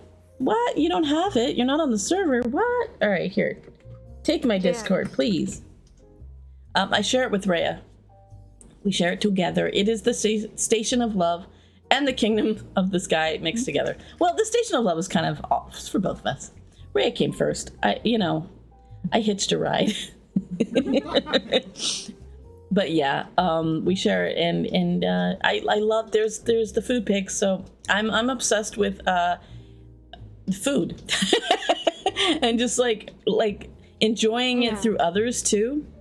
So steak is your favorite food? Just a good old steak, just a good hunk of steak. You don't need anything with it. Just give me the steak. Oh, I could use like fries or like okay. mashed potatoes. Yep. So if you had like a gourmet dinner, like I don't know, like a French gourmet thing in front of you, or you had steak and fries, do you choose the steak and fries? I would try the French gourmet dinner just to see how it tastes and see if I like it. You've never had French food? I don't think I have. Wow. Never? Like cream dishes and stuff. No, I don't think we have any. Somebody take Ruby to dinner, will you? Somebody take Ruby to a French restaurant right now. I would take you. Me and Ray would take you. Mm-hmm. Yeah, what temperature of steak do you like? Rare? If you want the cow moving. Huh? You want the cow moving, you want the blood. Yeah. Rare is when it's like pretty bloody, it's pretty red. Yeah. Okay. Rare or medium? I like medium rare. Medium rare is good because it's kind of just pink, slightly red, but pink mostly. Yeah, that's where I don't eat steak anymore. It's been a long time since I've done that. Rhea can't have any meat whatsoever, but I gave up. I gave up steak. I gave up cow. Just cause yeah, I like cows. Cows are nice. I don't know. I have a hard time digesting it too. Hello, Blob. Hello. Waiting for your shift to start. Blah blah. I'm sorry. Some boride. What's Breed? Breed? What is that? Breed. I've never heard of breed either. Stew. It's a stew. Is it a French stew? It's like a creamy stew. Like a creamy stew. I've never heard of that. How do you know of these things, Rhea? Rhea knows Rhea's of these very French popular. food. She's very elite, yes. More elite than me, and I'm the prince. What is that? I don't know. I know of coq au vin.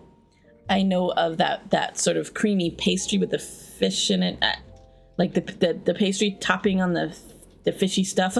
I know that. We used to have one really good French restaurant here that we went to, called Le Vienneau, and it's gone now, sadly.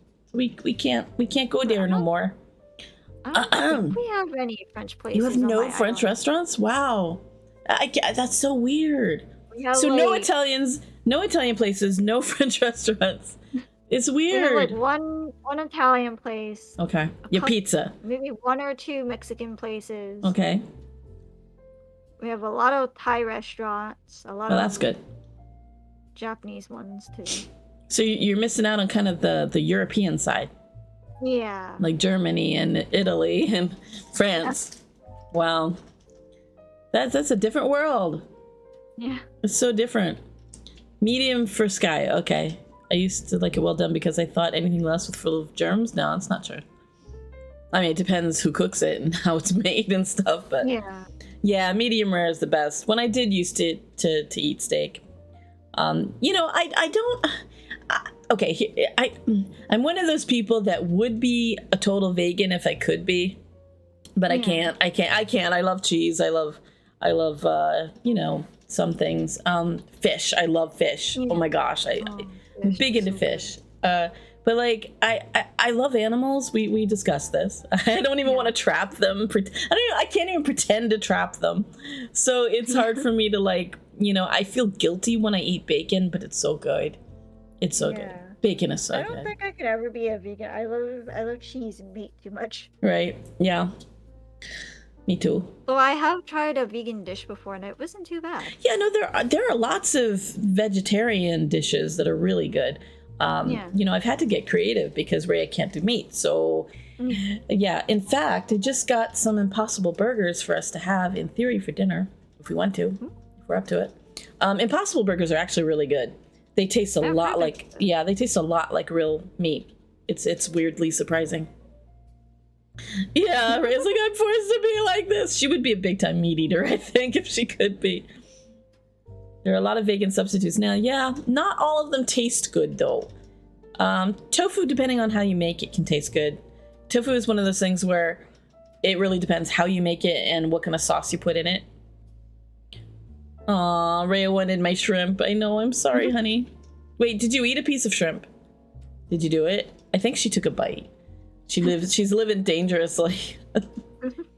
Yeah, a little. Hopefully nothing will happen. She has gout, so if she has any kind of meat, it will kill her feet. Like, it'll break her feet. It's like they inflame. Like, think arthritis, but like way, way, way worse. Yeah. It's awful. Do you have anything? Like, do you have any like allergies or sensitivities or thingies? I don't know. I know I'm like I'm a picky eater, but only because of like texture is what gets me. Sometimes taste is mostly texture. Yeah. I think I have that a little bit. Yeah. That's probably why I asked you the poi thing. Like, it just, ooh. Oh, here's a weird thing I have. I have a lot of weird things. But I can't, for some reason, I can't like have wood, like wooden spoons and stuff, touch my teeth. I kind of freak out. I don't know why. It's a textural thing. It's like, it freaks me out. I like literally kind of have a slight panic attack when I feel that feeling. Isn't that weird? Yeah. I'm weird. You don't have anything like that? Not with like spoons or anything, no. No, But, but I like, mean, like, with certain foods, yeah. like what's a texture you can't stand? Lauren would be able to relate to me this. Bananas. Huh. I don't know what, like, I used remember how you asked me like what foods as a kid I liked and now I don't like? I think it would be bananas. I used to like eating bananas, but now bananas not so much. Okay, so wait, when you were a kid, you were fine with it, and now you don't, you can't.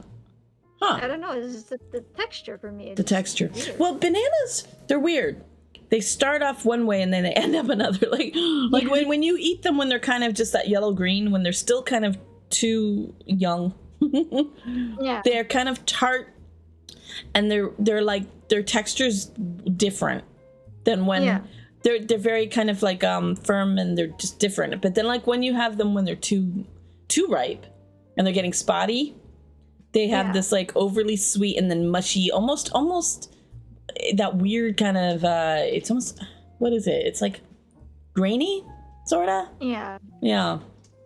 And that's when I don't like them at all. Yeah, I don't know what it is about the texture banana I don't like, but if like I have it like in a bread or something, or bananas is an ingredient, I don't mind it. Right. Just by itself, I can't stand it.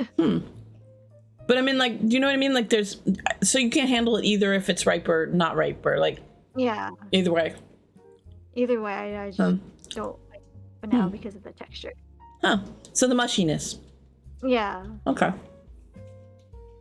Which is also funny because like I like certain vegetables like carrots. I can't stand carrots. But unless you have like really soft, like in a soup, I don't mind it. Wait. So like you're fine with the blended style carrot, Yeah. like in like a blended soup. Yeah, like a So you blended don't. soup. So you don't feel. You can't tell the texture in that.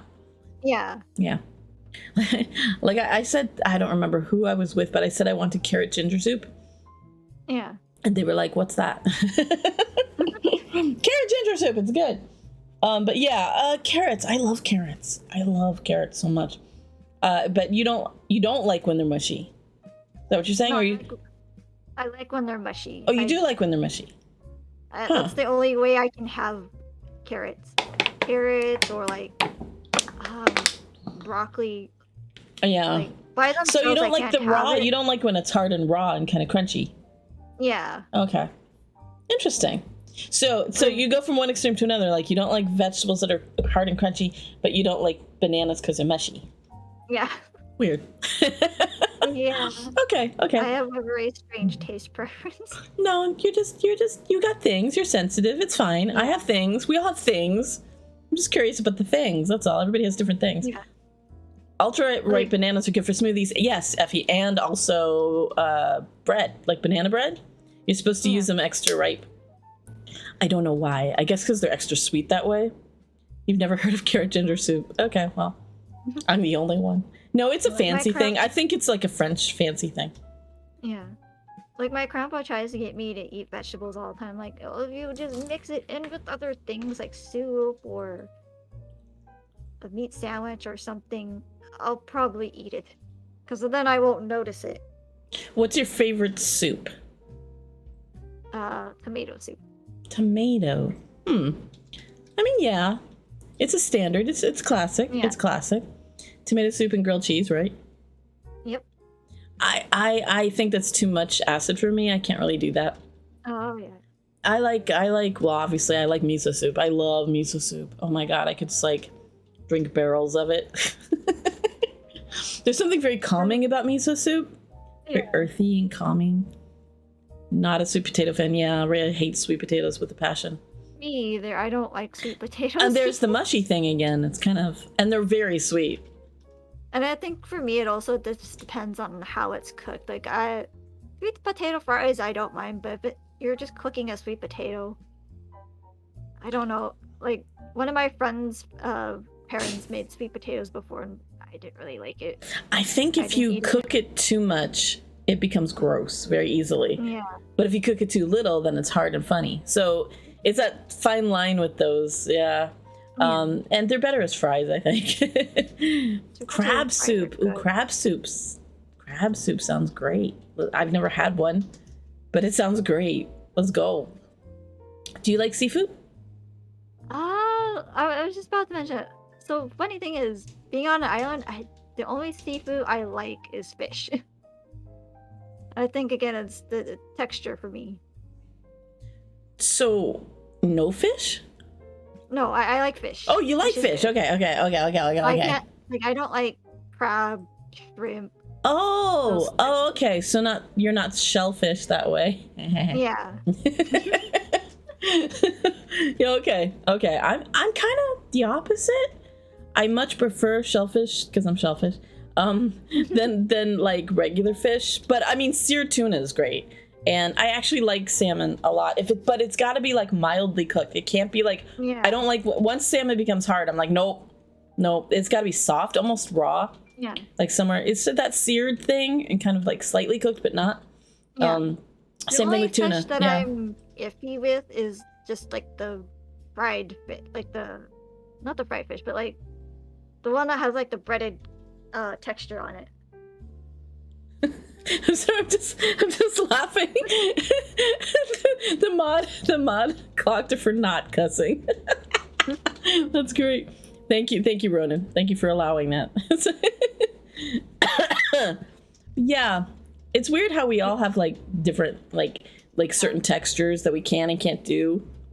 I don't know how that happens. Like, I don't know. Do we learn that, or is it like something in our brains that we're born with? Is it genetics? I don't know. It's so weird. Yeah. It's the great mystery of life. Yep. There was this wonderful Thai restaurant near us that did this delicious garlicky broth with crab flakes. Oh yeah, I remember that. But it's not exactly like crab soup. I mean, kind of. Like an Asian crab soup. Yeah, kind of it was. Yeah. Haven't had that in a million years. I wish I could make that. All right, well, this conversation is going to just make everybody hungry. Are you like, oh my god, I haven't even had breakfast. Why? Why are you doing this to me? Oh my gosh. All right, let's see. What else do I want to know? What else do I want to know about Ruby? Let's see. Okay. I got the Hawaiian question and I got the Vtuber stuff in. I don't know. Is there anything you want to ask me? Turn the tables. Let me think. I'm an open book.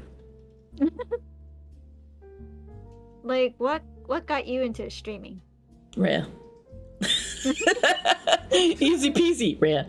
Right. Yeah, it was her dream. She wanted to do it. She saw Gura first. Oh. And she couldn't believe. She was like, oh my god, you can do this? People do this? This is a thing you do? She was in love right away. She wanted to do it immediately. And she heard the Ray Rainbow song. She was in. She jumped into it like crazy. It's kind of her dream. I think she wanted to do it way more than I did. I was kind of scared, to be honest. Not only of like the tech side of it, which I'm not good at.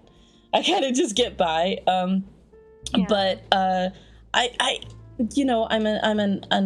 I'm an introvert, and we have a lot of that in common. And being an empathic introvert is hard, and I always wanted to be kind of more extroverted in high school and in life, and I wanted to be an entertainer. I had dreams of like being a singer-songwriter and being more out there, but I never quite did that. And so I was scared to like do something like this, because this is very much, it's entertainment. It's out of the comfort zone. Yes. And I was scared, and so for a long time I was just modding for Ray and just watching other people, seeing how it goes. Yeah. Safi, tell him my life story. Keep your voice down. There's a song like that, right? Voices carry. So I watched Rhea, and then I don't know. I blame Kronos. They kept saying, do it, just do it. And I was like, I don't know. And they were like, do it, you'll be great at it. And I didn't know if I should or could. And then I guess I just started wanting to, because I wanted to be part of it. Everybody's having so much fun. And I wanted to get out of that comfort zone. I think for way too long, I hid away socially, and I was scared. So I write books. I'm a writer. So for the most part, I just live through other people in my head, in my imagination. And I think, do you write? I like to create stories. Yeah. I remember having this conversation with you. Yes. Yeah, sometimes like my brain just comes up with random snippets for a start. I'm like, I should write this down. Yes, you should. Like, okay, what do I do now? Nothing's coming up. Well, I think for introverts, it's really a great tool to write, because it really helps get your thoughts and ideas down. and if you don't feel like you can talk to a lot of people, it really, for me, it was a lifeline. Yeah. And it wasn't just my own thoughts and ideas. I mean, that's what poetry's for. But it was a way to get out my feelings through characters and be creative and have a safe place for them to be, you know, and to express my ideas. And I really recommend just trying it. You don't have to be perfect. You don't have to be great right away. You just go for it, and eventually you get better. Like me and my friend in high school, we because I wanted to be a manga artist when I was younger. Probably still do, but I don't know. That's gonna take a lot of like learning by myself how to draw certain things. But like me and my friend created characters, created a world together. Aw, that's awesome. Yeah, I mean, if I could draw it, or if I had somebody that wanted to do that with me, I would totally do manga. I love manga. Yeah. If you can do it, do it. But yeah, I mean, there's like online webcomics now, so just do it. Yeah. I mean, that's the thing. I think, you know, Ray and I were just talking about this, about trying not to ever stop. You can't stop yourself, because if you tell yourself, and I did do this for so long, that I couldn't do it, I wouldn't be good at it. I told myself I just wouldn't be good at writing. Because I mean, I've never been diagnosed with it, but I think I'm a little ADHD and I've talked about this a little bit, but for a long time I had this thing where, like, if I wanted to express myself, I had those moments where I would forget what it was I wanted to say, and it would be like erased from me, and you know, so I thought, how the hell am I going to write, right? Like, how am I going to do this? But you can't let yourself, if it's something you really, really want to do, you can't let anything stop you. You know, doubts be damned. You gotta put that aside, because if something really makes you happy, it's worth it to just press on through and make yourself do it, or at least try, you know, and see where it goes. But what was I saying? Writing. I wrote, and I was, but I still, I think that part of me that was more extroverted, I was the last time I was ever like that was when I was a kid.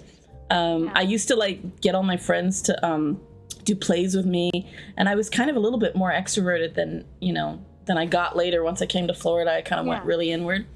So VTubing was like this world that I was like, oh, am I ready to do anything like that? Yeah.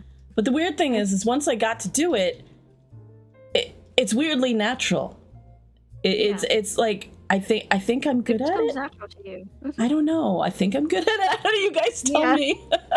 I feel like I'm sort of good at it. The question we always ask: Am I doing this right? I know. Am I doing this right? Am I doing this right? But I mean, talking and socializing was not something I was ever good at. But I'm happy pushing that inside myself, because I don't want to be the closed up person that I used to be, maybe, or that I started to be as an adult.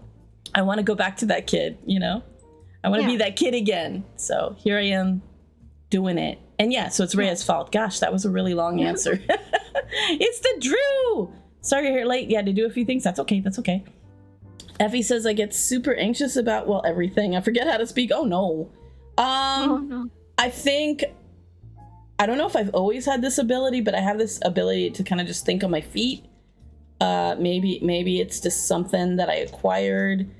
I don't know if it's VTubing that does it, but like I just kind of top of my head. Yeah. I don't ever, as you can tell, I don't ever write down questions for people. I just want it to be, I just want it to be natural. I want to just have a good time and just chill, just relax, just talk about whatever we feel like talking about. Sky is saying losing energy over time and more of being so afraid of judgment. Yeah, judgment is hard. Yeah. That's the thing. I had nobody telling me I could do anything in my life. I had only naysayers and bad influences and nobody believing in me. And I think that's, you start to get that voice from other people that says you can't do this. You won't be good at this. Definitely. And that's a hard thing to fight when you've only had that and you've not had support. But you gotta be your friend. You gotta be your friend, because sometimes you're the only really good friend you're gonna have. And Exactly. it is good when you have other people supporting you, and it really does help. But at the same time, at the end of the day, you got to be the one that says, I can do this. I can try to do this. That's what I always told myself. I can at least try to do it. And if I suck, I suck. But, yeah, exactly. I think I can. You got to try. And for me, I felt like if I didn't try, I would hate myself. Like if I didn't at least try. That's how I feel about things. I think I felt a little bit like that with VTubing, but it wasn't as like writing is kind of my core self. But VTubing the same way. I had to at least try.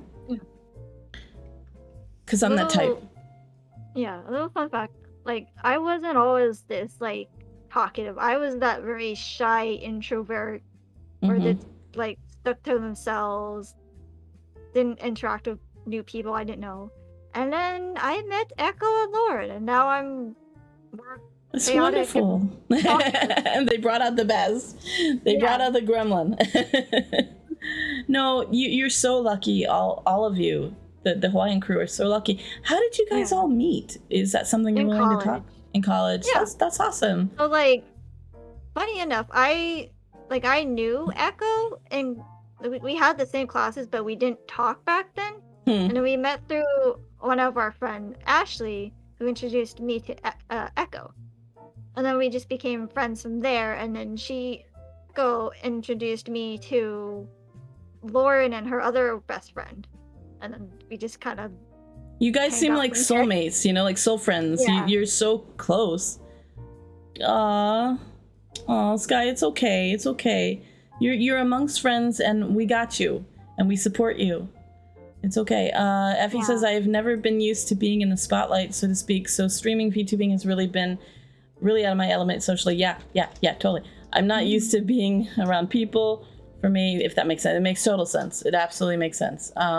And I think it's like, I feel like VTubing is somewhere between really healthy to do, but then also insane. It's like going on a roller coaster, and you're kind of scared and you don't know what's gonna happen, but then you're glad you did it. Does that make sense? Yeah. Like, you're scared to try it out, but if you don't know what's gonna happen unless you do it, and then once you do, like, oh, okay, it's not so bad. And not just VTubing, anything that you're not sure if you can do. Yeah, but if you really want to do it, then you got to do it. You got to try. Okay, Blob, have a great day at work. Uni friends tend to be your friends for life. Oh, Jess, I wish I had that experience. I never went to college or university, as they say. My other RL best friends weren't actually in uni with me, so I was like, all alone. And then here comes Echo and Lauren. The right people came in at the right time, right? Yeah. Okay, Heart, let's have a really good night. Love you. Big hugs. Night. Yeah. Well, Rhea, you went to uni for like 2 seconds. I felt like that was another big negative voice that I had in my head, where I didn't go to college. I had a lot of... You can probably relate to this because you said that your dad has had bipolar problems. My mom had severe both manic depression and schizophrenia. And it got worse and worse. When I was 15, around then, is when she got hospitalized. And I was alone. My grandparents didn't want to take care of me. And there was nobody. I had nobody. I had a boyfriend at the time who sucked. I tried to live with him for a little while, and that went down in a big messy flames. So that was bad. And I was in a place that was really bad when I met Rhea. But the right people at the right time, right? Yeah. But I was about 17 when I met Rhea. I was very young, and in a bad place. But she brought out a lot in me, which is weird because she was more introverted than me. She was so introverted. She didn't even really look in my eyes when we met. She would always look down, and I'd be like, hello. But I think we brought out the best in each other over time. But I never went to college, and I always kind of wanted to, but I couldn't afford it, and I was so scared. I think because I was forced to leave school so young, it always made me feel like I couldn't go back. Yeah. Maybe the shame of that, I don't know. But for a long time, I told myself, I'm dumb. I can't do things. I won't be able to do this. But it turns out once I actually started trying to do things, first it was songs and poetry and stuff. And then eventually I started writing novels. It took a long time, but I did. And I proved to myself that, hey, I'm not as limited or as dumb as I tried to make myself believe. You know, that negative voice kept me down for a long time because I did want to go to college, but I never got to. But life has been my college, I guess. Yeah. You never stop learning in whatever capacity. Yeah. I almost had 7 years of college. 7 years, whoa. Yeah. So what happened was like, I didn't get a chance to think about what I wanted to do in college. My parents was like, okay, you can do pharmacy. I'm like, okay, I'll give it a try. Classes were too hard. I wasn't feeling it. So my grades were dropping. I had to do a repel. Was it repel or repeal? I think it's a repeal. Repeal. Yeah, repeal to get me back in. Right. But I had to go over to the community college to bring my GPA back up. So I did liberal arts. Okay, cool. And then that was like, okay, I'm getting close to where I can transfer back to uni. So I was like, what do I want to do? I want to learn Japanese because that's like part of who I am. I like anime. I want to learn more about Japan. So I did that. I was like, I don't know if, like, I'm not quite fluent in Japanese, so I don't know if I could ever, like, put that to a job. And then one of my other friends said, hey, why don't you try this psychology class with me? I was like, okay. And I was like, I liked the psychology class, so I took it, and then I made it my major too. Oh, cool. Yeah. So, but we discussed this. Do you feel like you could actually be a therapist? Yeah, like a lot of my friends, like I often joke that like I should be paid for the amount of time that my friends come to vent to me for problems or like have someone to listen to. But yeah, I feel like I'm pretty good at like being like an empath. You can kind of connect to them. Since I'm always usually quiet most of the time, I'm a good listener. Oh, absolutely. I mean, I can feel that you're a very gentle person and you'd be there for people. Do you feel like you could do that though? Like, you know, have that ability to distance and not take it home with you? Yeah, I think I would be able to do it. Yeah, see, that's where I never thought I could do that. A doctor or a therapist or any of that. I always had the same thing. I had people wanting to come to me for wisdom or help or whatever, and they always called me wise, and I kind of hated it. Yeah. I don't know if you're into astrology, but I have a very strong Sagittarius side. That's all. I always I need a sense of myself and freedom, and I think I would be good at the therapy, but I would hate it. Yeah. But yeah, I thought about that. Like I actually did think, well, if I did get to go to college somehow, what would I take? And it was either going to be philosophy or psychology or literature or all three or any of those type of things. But I don't have a head for like remembering what like Kant said, or like every that would be philosophy. But I don't have a head for like remembering all that stuff, so I'm not sure I would have been good at that. I took one philosophy class and I was not feeling. I was like, like interesting, but it's not connected to me. I like thinking about why we're here and how humankind has ever tried to understand it, but I don't want to hear about every philosopher that ever lived and what they thought. I just want them to go. I just be like, oh shush. Oh, just shush. Yeah. I mean, Jung is kind of cool. I like Jung, but not enough to read everything he ever wrote. So I don't think I could have like majored in that. Yeah, like the part of psychology that interested me was like the minds and like the dream aspect. That's what interested me most in psychology classes. Yeah, the dream aspect. I there's a reason why I chose Prince of Dreams and Imagination. I love. I mean, I don't like nightmares. Nobody does, But I love the idea that in our dreams, whether it's actually sleep dreams or fantasizing, whatever, I love that it's our playground. It's our minds trying to make sense of the world and creating ideas. And I guess as a writer, as a person, I think of the imagination as my freedom, as my playground, as some place that I know that I'm me. I'm who I am, and that's my place. And I guess I think of it as a sense of freedom. So I love dreams. Had dreams where it was like, why did I dream this? This is so bizarre. Of course. But I love trying to understand it. I mean, sometimes you can't. Sometimes it's just stupid, Sometimes it's just like random crap, like like you dream about plates or something. You're like, but then there's some dreams that really have heavy imagery. I'm so sorry, Sky. I know we talked about that. That's why she doesn't watch horror movies. Definitely not. Rhea can't do horror movies at all. Or even horror games. It's here and there, but she's really sensitive to that. I've had dreams over the years that are really neat. Like I know if I have imagery of like snakes or Greek statues or images that I know, this must be something, a part of me, then I know that I'm trying to tell myself something, and I'll try to understand it. And I love trying to dissect dreams and trying to understand it. Metaphors, I love all that stuff. Yeah. I had a dream. My friend was still in high school, but I was a uni student at the time. And she often told me about this guy that she liked, and I would give her advice for it.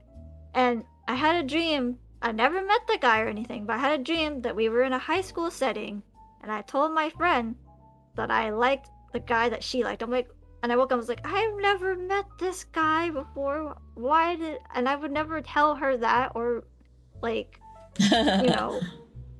like make her feel upset that I'm like trying to steal the person she likes, especially if I never knew them before. So I woke up feeling like really confused.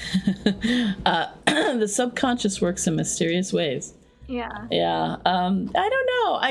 I've never had a dream where I did something that I would never do. I don't think. I know Rhea has that. I don't know. I think it's a subconscious thing. Yeah. Like maybe you're trying to face some dark side. I don't know. The dark side of Ruby. It's in there somewhere. It's the rabbits. The rabbits. The rabbits are getting you. I did have that dream where like there were rabbits on the floor, and nobody else could see them but me, and like I knew that they were there and they were aliens.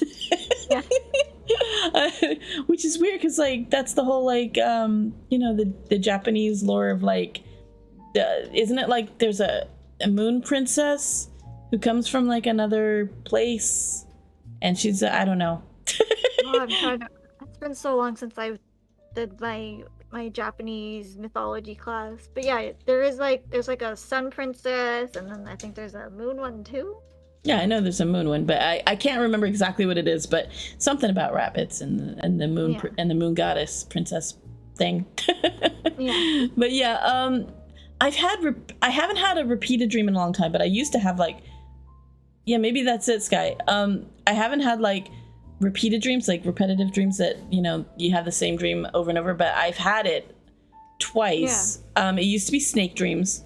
I would always have dreams that snakes were biting me or trying to bite me, and they'd get in the house, or I would have to run from them, or I'd have to like stop them from biting me. I used to have that a lot. Not so much now. I don't know what I was dealing with. Maybe it was like masculinity issues, I don't know, but there was that. And then okay, so I'm gonna tell a story. I'm gonna tell a weird story.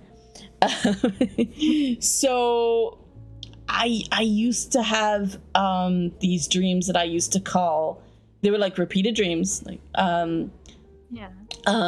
where I called them these restaurant / boat hotel dreams, because it would be like, okay, so I'd be in a hotel, but it would be kind of like a boat, but it would be kind of like a with a restaurant in it. It was like a boat, but basically a cruise, like a cruise ship or something. Like I've never, but I never have been on one. And at the time, I was like stupid and couldn't figure out what they were. Like a big cruise ship. Anyway, but like okay, so I called them boat hotel dreams, whatever. And I remember I wrote them down a lot in the journal I had, and it was always kind of similar where. I'd be trying to sort of prove myself amongst these rich people. This is gonna sound ridiculous, but okay. So like I would be sort of a poor guy trying to prove myself with the rich people, and there'd be like all of a sudden like water getting in and water and damp stuff all over the floor.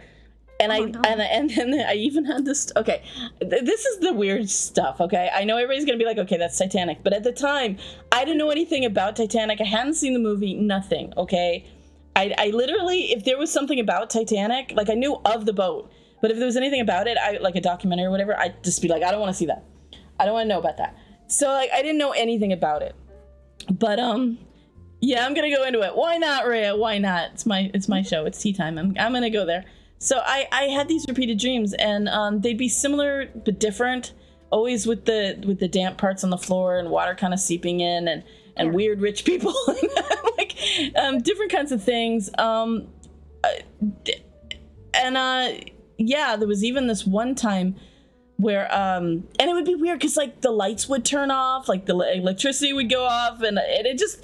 So much now, having seen Titanic and knowing everything I know now, I'm like, oh my God, you know, but like at the time, these repeated dreams just, it would be tilted. Exactly. There was a one of them that was like where the boat like cracked in half. I mean, I'm laughing at it but now because it's so obvious, but back then I was having these repeated dreams. And I was like, what the hell's wrong with me? And then eventually I saw the movie. And even though there's a lot of liberties it takes, it's pretty damn true to the real thing. It's like, you know, James Cameron was really like into recreating it, very, very true to it. And I just sat there watching it like, I freaked out. I mean, and yeah. But weirdly enough, after seeing that and kind of dealing with it, I stopped having those dreams. So I guess I faced whatever I had to face. I don't know. Yeah. So the mind works in mysterious ways. I don't know. Was I one of the passengers? The unlucky ones? Maybe. I do not know. I will never truly know. But I stopped dreaming it. So thank God. Because those were not fun dreams. But I think we do deal with our issues, whether it's our childhood or whatever. We deal with it in whatever way we can in our dreams. Yeah. And even that I respect. I may not like it, but I respect it. Yeah. I think you talked about like reincarnation or in some way. Like I feel that like my parents have never yelled at me as a child, but for whatever reason, like even if it's not directed at me, yelling in general just I try to avoid it. Well, nobody likes that. Yeah. I mean, nobody likes being yelled at. Yeah.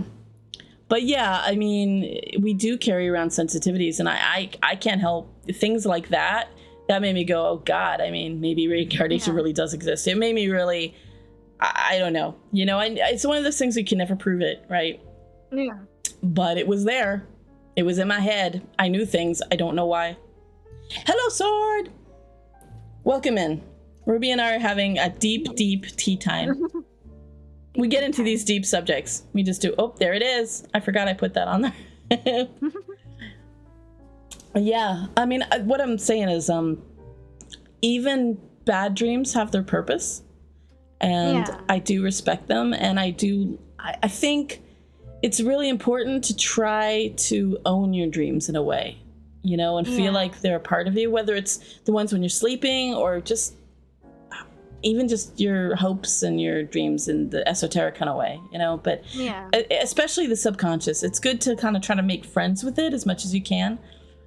Rhea has a lot of nightmares, like night terrors. It's really hard to get her to make friends with her subconscious. It's hard, but night terrors are scary. Yeah, they're the worst. Hello. How are you doing tonight? Wait, it's your morning? It's like, oh my gosh, it's 6 a.m. for you, Sword. Ouch. Ruby, when did you wake up today? 7 o'clock. 7 on the dot. Have you always been like that? No, I used to sleep in as a kid. Oh, But what I think happened? it's like I think it's because I had to wake up for uni a lot. Mm. Because like where I live now, there's not a lot of bus routes that come. And I had to like I had a I think 9 o'clock bus or not bus a 9 o'clock class in uni or an 8 o'clock one, and I had to be up super early to catch the earliest Oh bus, my which was at god. 5 a.m. And you have to run after it. Yeah. Wait. Oh boy. Yeah, I was always a night owl, even as a kid. So Yeah. my mind is kind of usually most active at night. Yeah. But yeah, life makes you have to do things, right? Whether it's buses or neighbors or construction. Yeah. You're an insomnia person. Ouch. I don't like insomnia. I don't like it. I like sleeping. When I was younger, I used to sleep like 9 hours a day. Yeah. But When I was a kid, I was not that kid. I was like, I don't want to take a nap. But now, as I know, I'm like, yes, give me all the naps, please. aw, I was never much of a napper.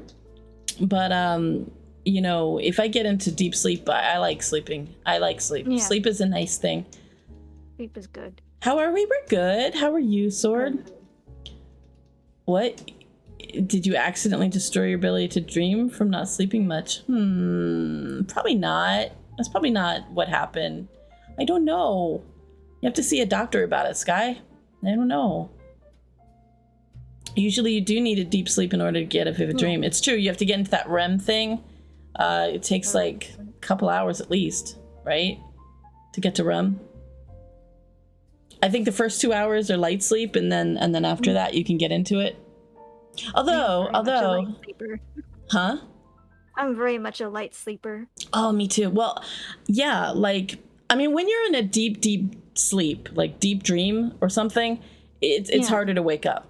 But I'm the type of person that usually I'll hear what's going on around me pretty easily, and I'll wake up pretty easily. Rhea, you're a light sleeper. You're a light sleeper, Rhea, until you're not. Like, Rhea's like way light sleeper in the first hour or two, and then after that, nothing wakes her up.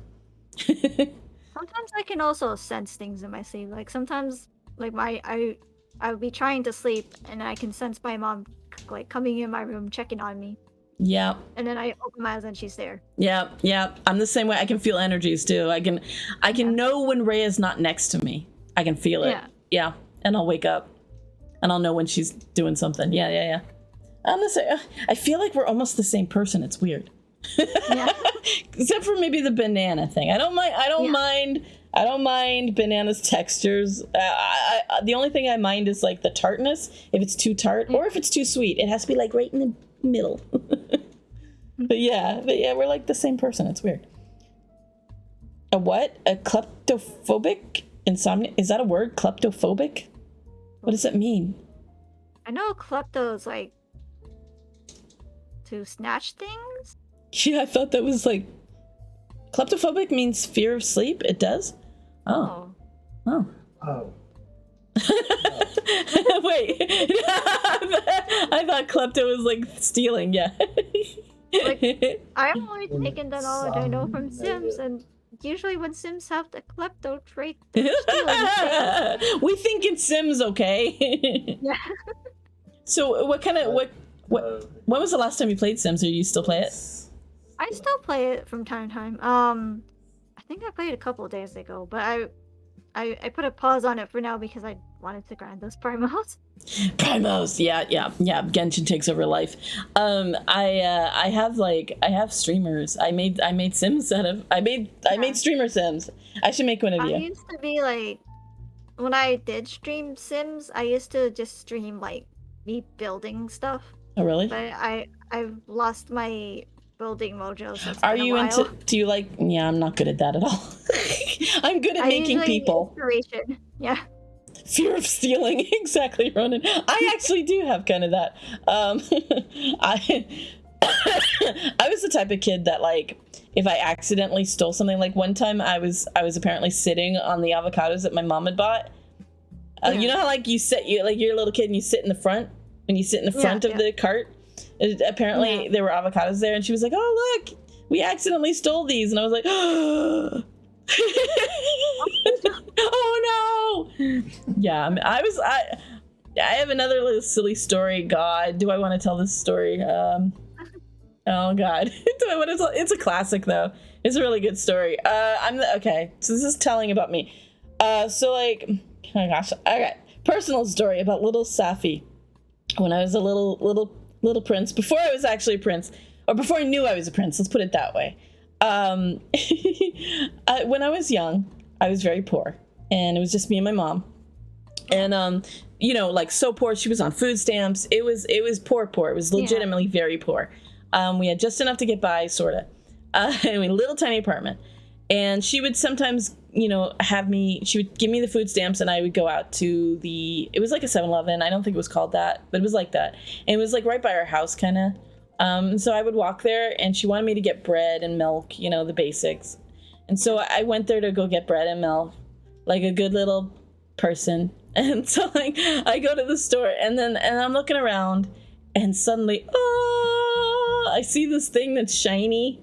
And it was the shiny got me, and like it was like this, it was like toy money, you know, it was like a pretend like money, like it was like the coins, and like had the dollar bills and everything, and I was like, that looks so awesome, it's money.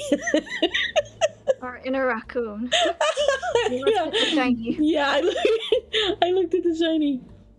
People giggles. Yes. So I looked at the shiny. I was like, "Ooh, money!" And so I don't know. I think I went into a daze or something, and I took it.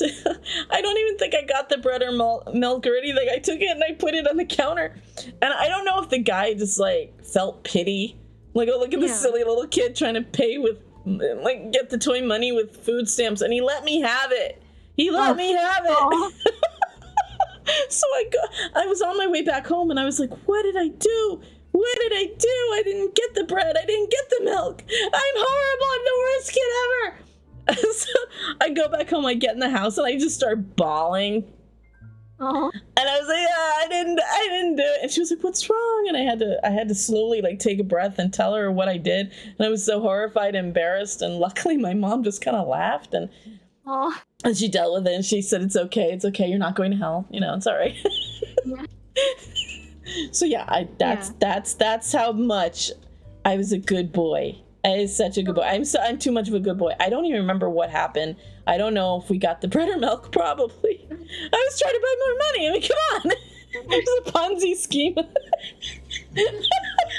I was a clever boy. Yeah. No. You're in a raccoon. It's like, I see shiny, I must pick up the shiny. I think I wanted to pretend I had money, you know. I still pretend. But yeah, that's just an example of I have too much moral fiber. That's the problem. Yeah. It's always been my problem. But hey, I was trying. You kind of, you know, in games you buy money with things. Not food stamps, but yeah. But yeah, I have apparently a fear of stealing. I'm not good at it.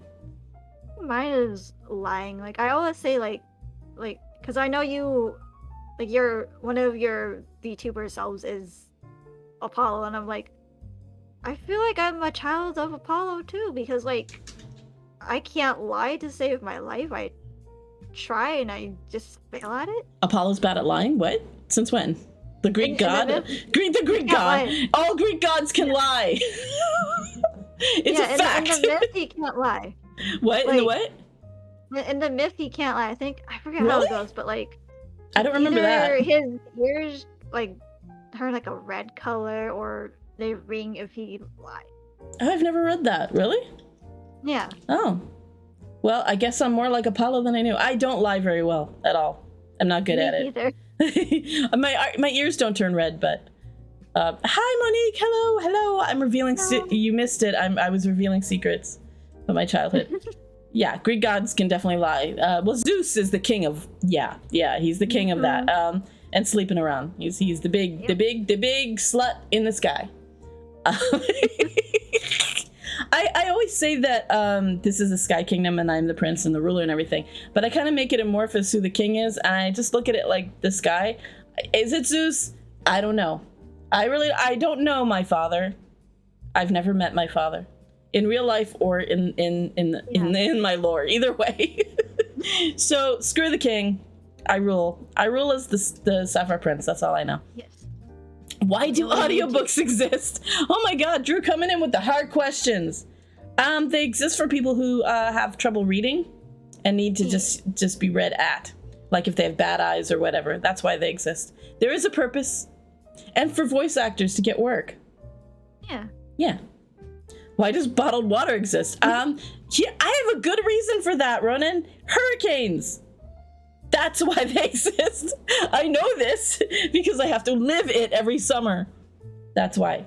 Because if your water goes off or bad and it's poisoned, if something happens to your lines and you can't have the water and it won't come out, you need water. Yeah. So that happens during hurricanes. That's why they tell you to always get bottled water. So we always get bottled water during hurricanes, and I try not to use bottled water ever, but yeah, there's a reason. But it's annoying. All the good books are audiobooks, and I don't like them. Mm-hmm. Huh. Not all the good books are audiobooks. I mean, you don't have to read only audiobooks. Yeah. Keep taking care of myself. Aw, thank you. Thank you, Mox. You too. Always. I'm doing what I can. I'm doing what I can. I got water. There it is. It's water. I'm drinking it. I'll be right back. I'm just gonna walk over to get a waffle. the other side of my room. Oh. I was actually gonna just turn on my fan. It's really humid here. Is it really? You do have air conditioning though, right? No, just a fan. You're in Hawaii and you don't have air conditioning? Yeah. Are you kidding me? Are you kidding me? You have the same weather we do. Yeah. How do you exist? I would die. What is the temperature in your room right now? Well, my computer is saying it's 88 right now. Oh my god, Ruby. Oh my god. Oh my god. Are you someone that, are you like Blob? Because he says he's never like hot. And he's very sensitive to the cold. I'm sorry. Go do your fan thing. Oh my god, I'm so worried about you. Oh my god, I would die. You need to move somewhere without natural disaster, Sky. You know it. Let's go. Let's go somewhere safe. Let's go. How do you read an audiobook? You don't. You just listen to it. You just listen to it. But like there's always like not just an audiobook. There's always a Kindle of it, or there's or there's a paperback. There's always something else. It's not just an audiobook. We recently in a grocery delivery acquired 6 cases of bottled water for free. It is true. They accidentally, I don't know why, delivered us. This was at the start of hurricane season. And we were like, well, I guess we're set. They just gave us 6 cases of bottled water. They're still just sitting there. I don't know. I don't know what to do with them. Okay, Jess says, so I told my mom this morning how commissions have been picking up, and she said to use the funds on things that make me happy, and that she essentially will cover my card payments. I wish everyone could have a mom in their life like this. Oh my god, me too. There's a reason why her students call her mom, and it's because they would love her as a mama. Jess, you are so lucky. And mom sounds amazing. God, treasure her. Oh my god, that's wonderful. I mean, wow, if everybody had a mom like that, seriously. She's so supportive of you. Yeah, you're very lucky, and I'm so happy you have that. But you said that's why you read an audiobook. Well, you know what I mean. To Drew. What are you testing my intelligence? Stop it. I'm not gonna win that test. Just quit it. Yeah, that's a golden mom.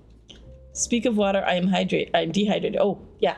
Hydrate. Everybody take this moment to hydrate. Do it.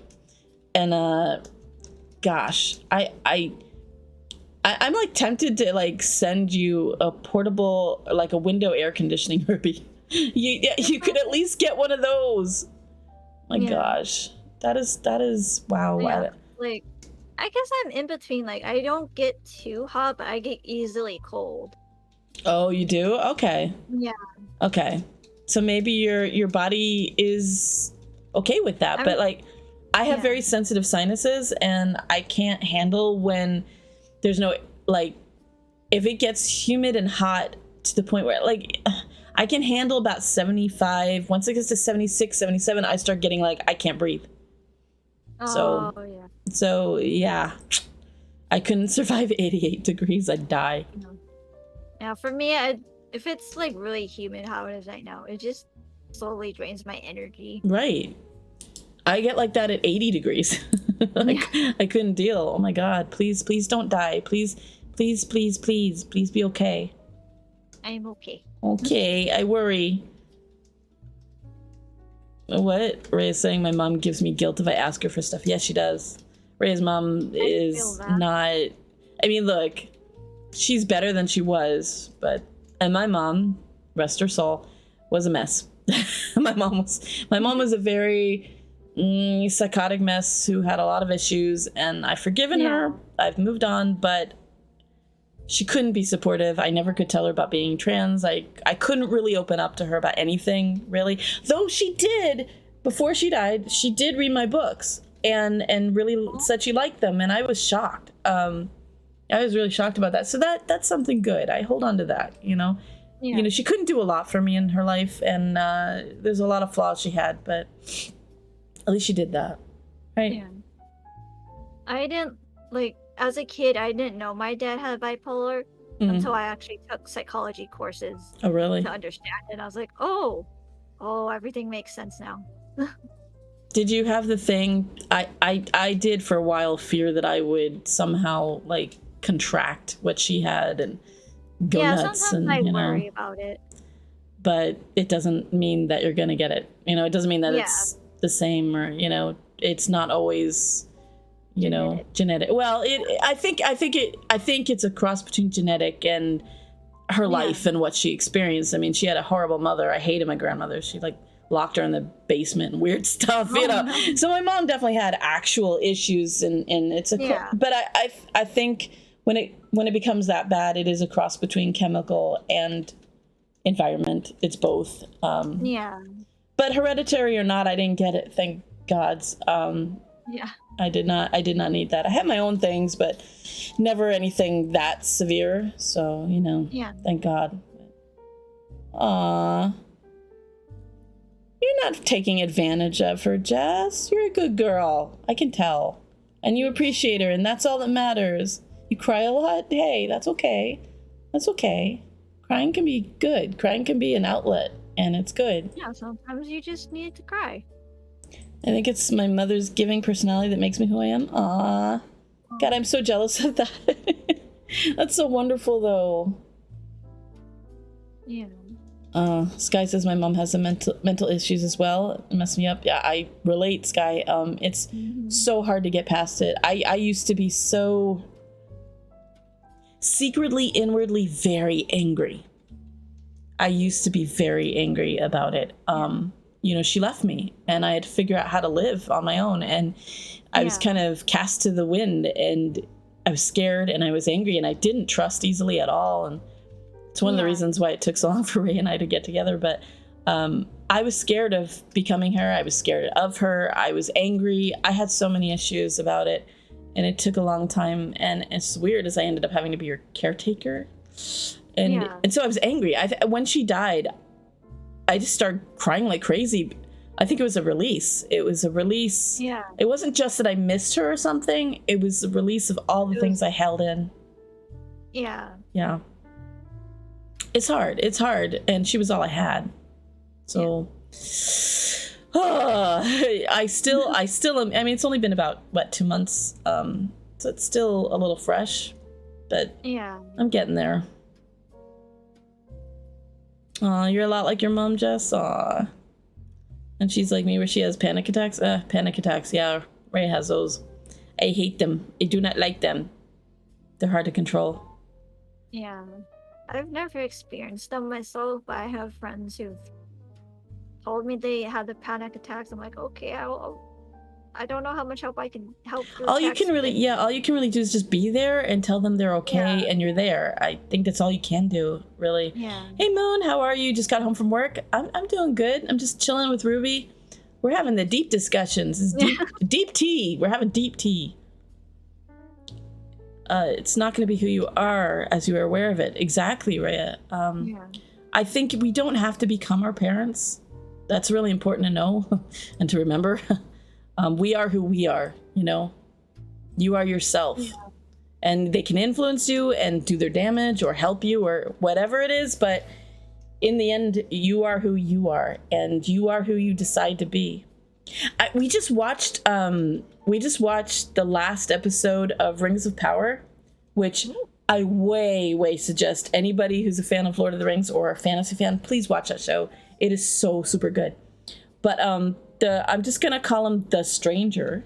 he's a wizard, I'll say that. But he says a line in it that's really great. Like he said something like I'm terrible at remembering quotes, but it was like, you know, you are who you like. No, he didn't say it. Sorry. The girl who's with him said it. You are who you choose to be, like what your actions are, what you do and who you are. You know, that's what makes you, like what you decide to be. Not what somebody says you are, but who you want to be. And it's not, you know, it's not just who you were born as or born from. It's up to you, you know? Yeah. I think that's why, like, back to the college thing, like, my grandpa wanted me to be a pharmacist. Really? Yeah. I think it was because they make lots of money. Like, I like helping people, but I don't know if I can do the medicine. Like, it just connects with me. Yeah. Or, like, helping people, like, emotionally and giving advice. That's who I am. Yeah. Yeah, so you gotta seek your bliss.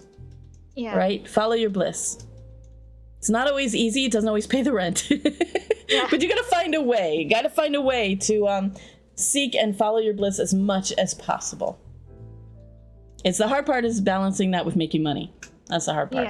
Yeah. I wish money wasn't a thing. I wish you could just do what I did when I was a kid and just like buy the money with the food stamps. There we go. Play money. Let's go. Wow, so much going on in chat here. Okay. Sky is opening up about my dad took me away from my mom for years and she went homeless, and at one point I thought she'd die for 6 months and I cried every day. Aw. Oh, but then she called again and I was happy. Oh, wow. The valve had opened that had been tightened shut. Yeah, but my mom, kind of, there was so much I couldn't tell her or say, and I had to somehow come to terms with that. Yeah. It's so hard. I imagine, like, emotions, for me at least, because I have the bad habit of it, is a water bottle that was tightly closed has now released. Yeah, I mean, I'm someone that actually, I do like saying my emotions. I do feel better when I do, but she was somebody I never could do that with. She just couldn't handle it. She could not handle it at all, emotionally or otherwise. I'm sorry, Drew. You know, we're sharing. We're just sharing. Don't feel too sad. It's okay. There's a place for that. We're in a safe place. It's good. Yeah. We're friends. We're in a safe place. Yeah, she's bipolar and freaks out. Oh, God, I feel your pain, Sky. I do. It's so hard. I'm sure you understand, Ruby, too, with your dad. It's you know, especially you feel... Yeah, sorry, go ahead. Especially when my dad was having his bipolar, like, I kept telling him, like, you're not okay right now. Please go seek help. He's like, no, I'm fine. I don't need that's help. Hard. Ooh. Yeah. Yeah, he was in denial. Yeah, at least my mother kind of knew she was sick, you know, certainly at a certain point, but then she like relied on that in a way, and in a lot of ways kind of just started blaming her illness for everything. But I don't know, I can't judge that. It's so hard, and I didn't know what to do with the anger, you know. Yeah. But it is hard when the person you grow up thinking this person's supposed to know, you know, the adult, they're the parent, they're supposed to take care of you, and then you have to realize no, they're messed up, and then you become, in a way, I became the parent. It was hard. Yeah, it was hard. It's true that sometimes the kids are more mature than their parents because we don't have a choice. I don't know. Yeah. You know, look, I could have gone the other way, and I could have just been nothing but trouble and rebelled and freaked out. I'm just not like that. And I couldn't turn away from her. I always wanted to help her. I mean, I know I couldn't really, but I tried. You know, she depended on me a lot. It was hard. It definitely made me way, I would say, earthy, down to earth, responsible. I don't know. All the things I don't want to be. But I had to be, you know? Yeah, because you had no choice. No. Yeah, some people can't face it. Yeah, that's hard. What about your dad now? Has he... My dad? Yeah. Has he faced it or no? Or... Yeah, he's gotten help. Like, that's good. So I feel like he went to jail because of his... Right, so he had to face it. Yeah, he had to face it. Like, he had to take the meds that they gave him. Good. He slowly realized that the meds were helping. I think part of the issue that he didn't want to take them or didn't get help is because when he did actually, like, a long time ago, back before, like, medicine improved, one of the meds that he did take for his bipolar disorder just made him, like, feel really stiff, like he couldn't move. Oh, that's not good. Yeah, and I kept telling him, like, well, medicine has improved now. I don't think there's certainly going to be side effects, but it's not going to be as bad as it was back then. Right. It depends on what it is. Like my mom took medicine that eventually it kind of, the ones that helped her most, like gave her like side effects of like, virus. Thank you. Oh my gosh. Hi, virus. Thank you for resubscribing. I'll get you in a second, virus. We're in deep talk. But yeah, my mom had like motor skills problems. Like it like made her shake and stuff. And that's the worst part is it kind of did lasting damage. And she had to go from medicine to finally get stuff that worked. It was really hard. Yeah. It's really hard to find the right meds, but it's important. Jess says, I wish people who are older were more open to talking about mental health as an objective thing instead of taking it personally. It's hard. Yeah. It's okay to say I'm not okay and seek help. Yeah, I think the older generations were not really allowed to say it, you know, and they really didn't seek the help. Yeah. I mean, my mom was kind of a hippie, but, you know, she's a boomer. You know, she was a boomer. Yeah. She wasn't raised to say I'm not okay at all. I mean, I feel like most of our parents are like that. Yeah, it's getting better, I think. Shouldn't be a stigmatism, yeah. I told my mom I was trans once, and she thought trans meant bi, and she shouted to everyone on the street that I'm trans. Oh my god. Ooh. Ouch. Whoa. I'm sorry, Sky. That must have been horrible. And scary. Yeah, those are two different things. Those are definitely two different things. Definitely.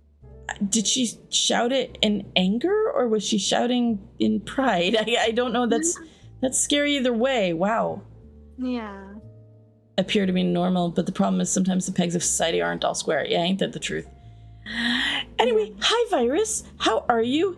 I know things are probably difficult right now. But thank you for subscribing. You what? Almost a Twitch baby. Oh yeah, 8 months. Let's go. Oh my gosh, baby. Virus, I so appreciate you having a Twitch baby for me. It sounds like I knocked you up. I did it, I swear. There's so many medications too. It's so hard sometimes finding the right one. Ain't that the truth, Jess? I don't know why she shouted. I just felt really sad and worried. Yeah. That's ooh. At least, I mean, I hate to say this, but at least my mom never did that. Yeah. I tried to tell my mom I was trans and she wasn't capable. And you know, it's funny. This was when she was better. Like she hadn't really relapsed. She was kind of okay-ish for me to talk to her still.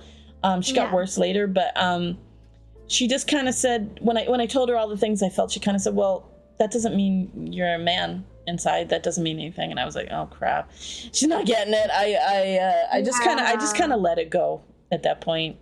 Yeah. And I never brought it back up with her. Yeah.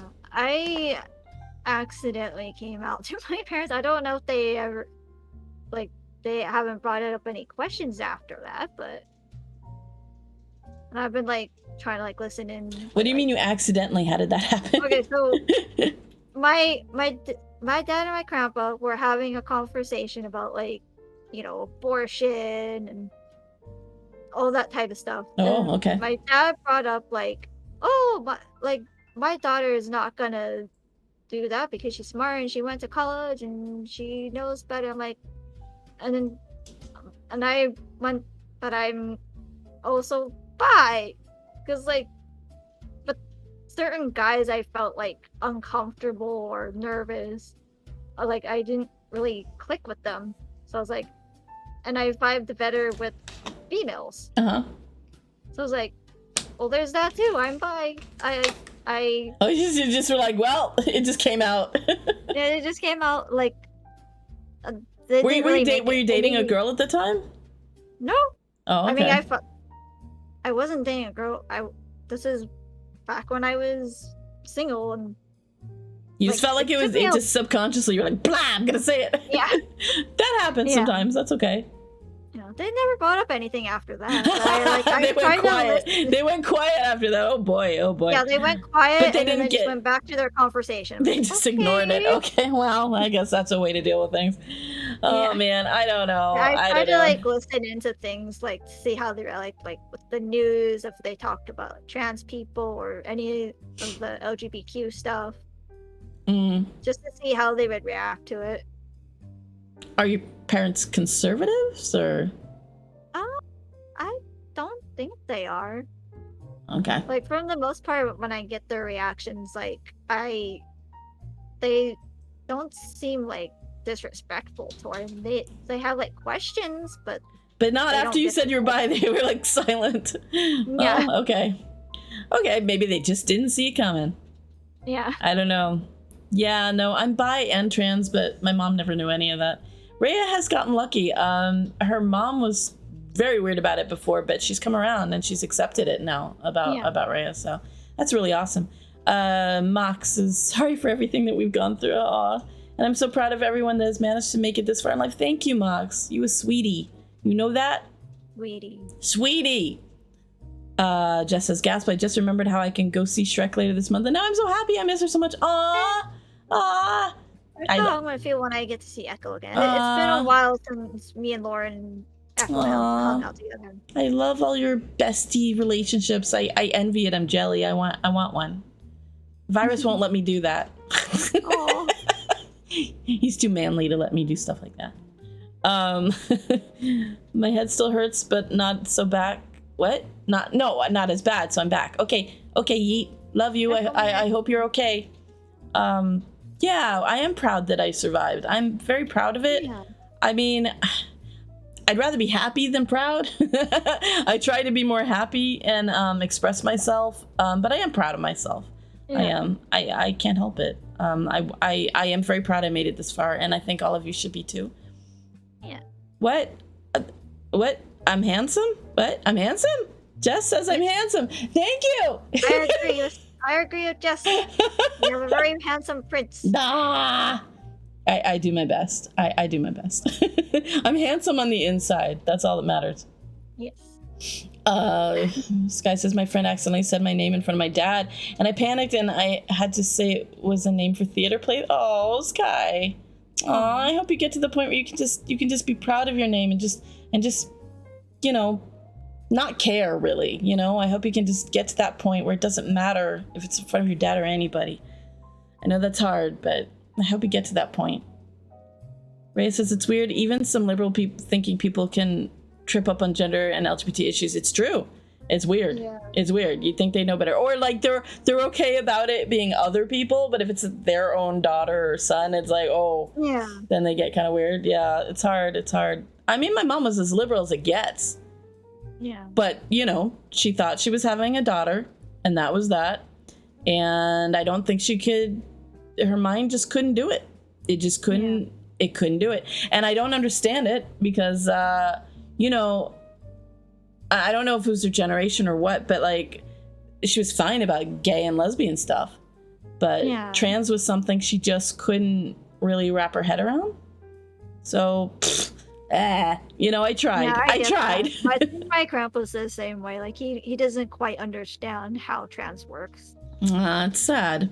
It's really not that hard. It's that we know who we are, and it's not the gender we're born as. It's the same as anything else, really. You know what you are, and you know, you can't help it. I never knew if he knew, but years later he said, "I know you go by Sky as your drag name," and I was like, "Oh, that is what you think? Well, at least he's trying." Yeah.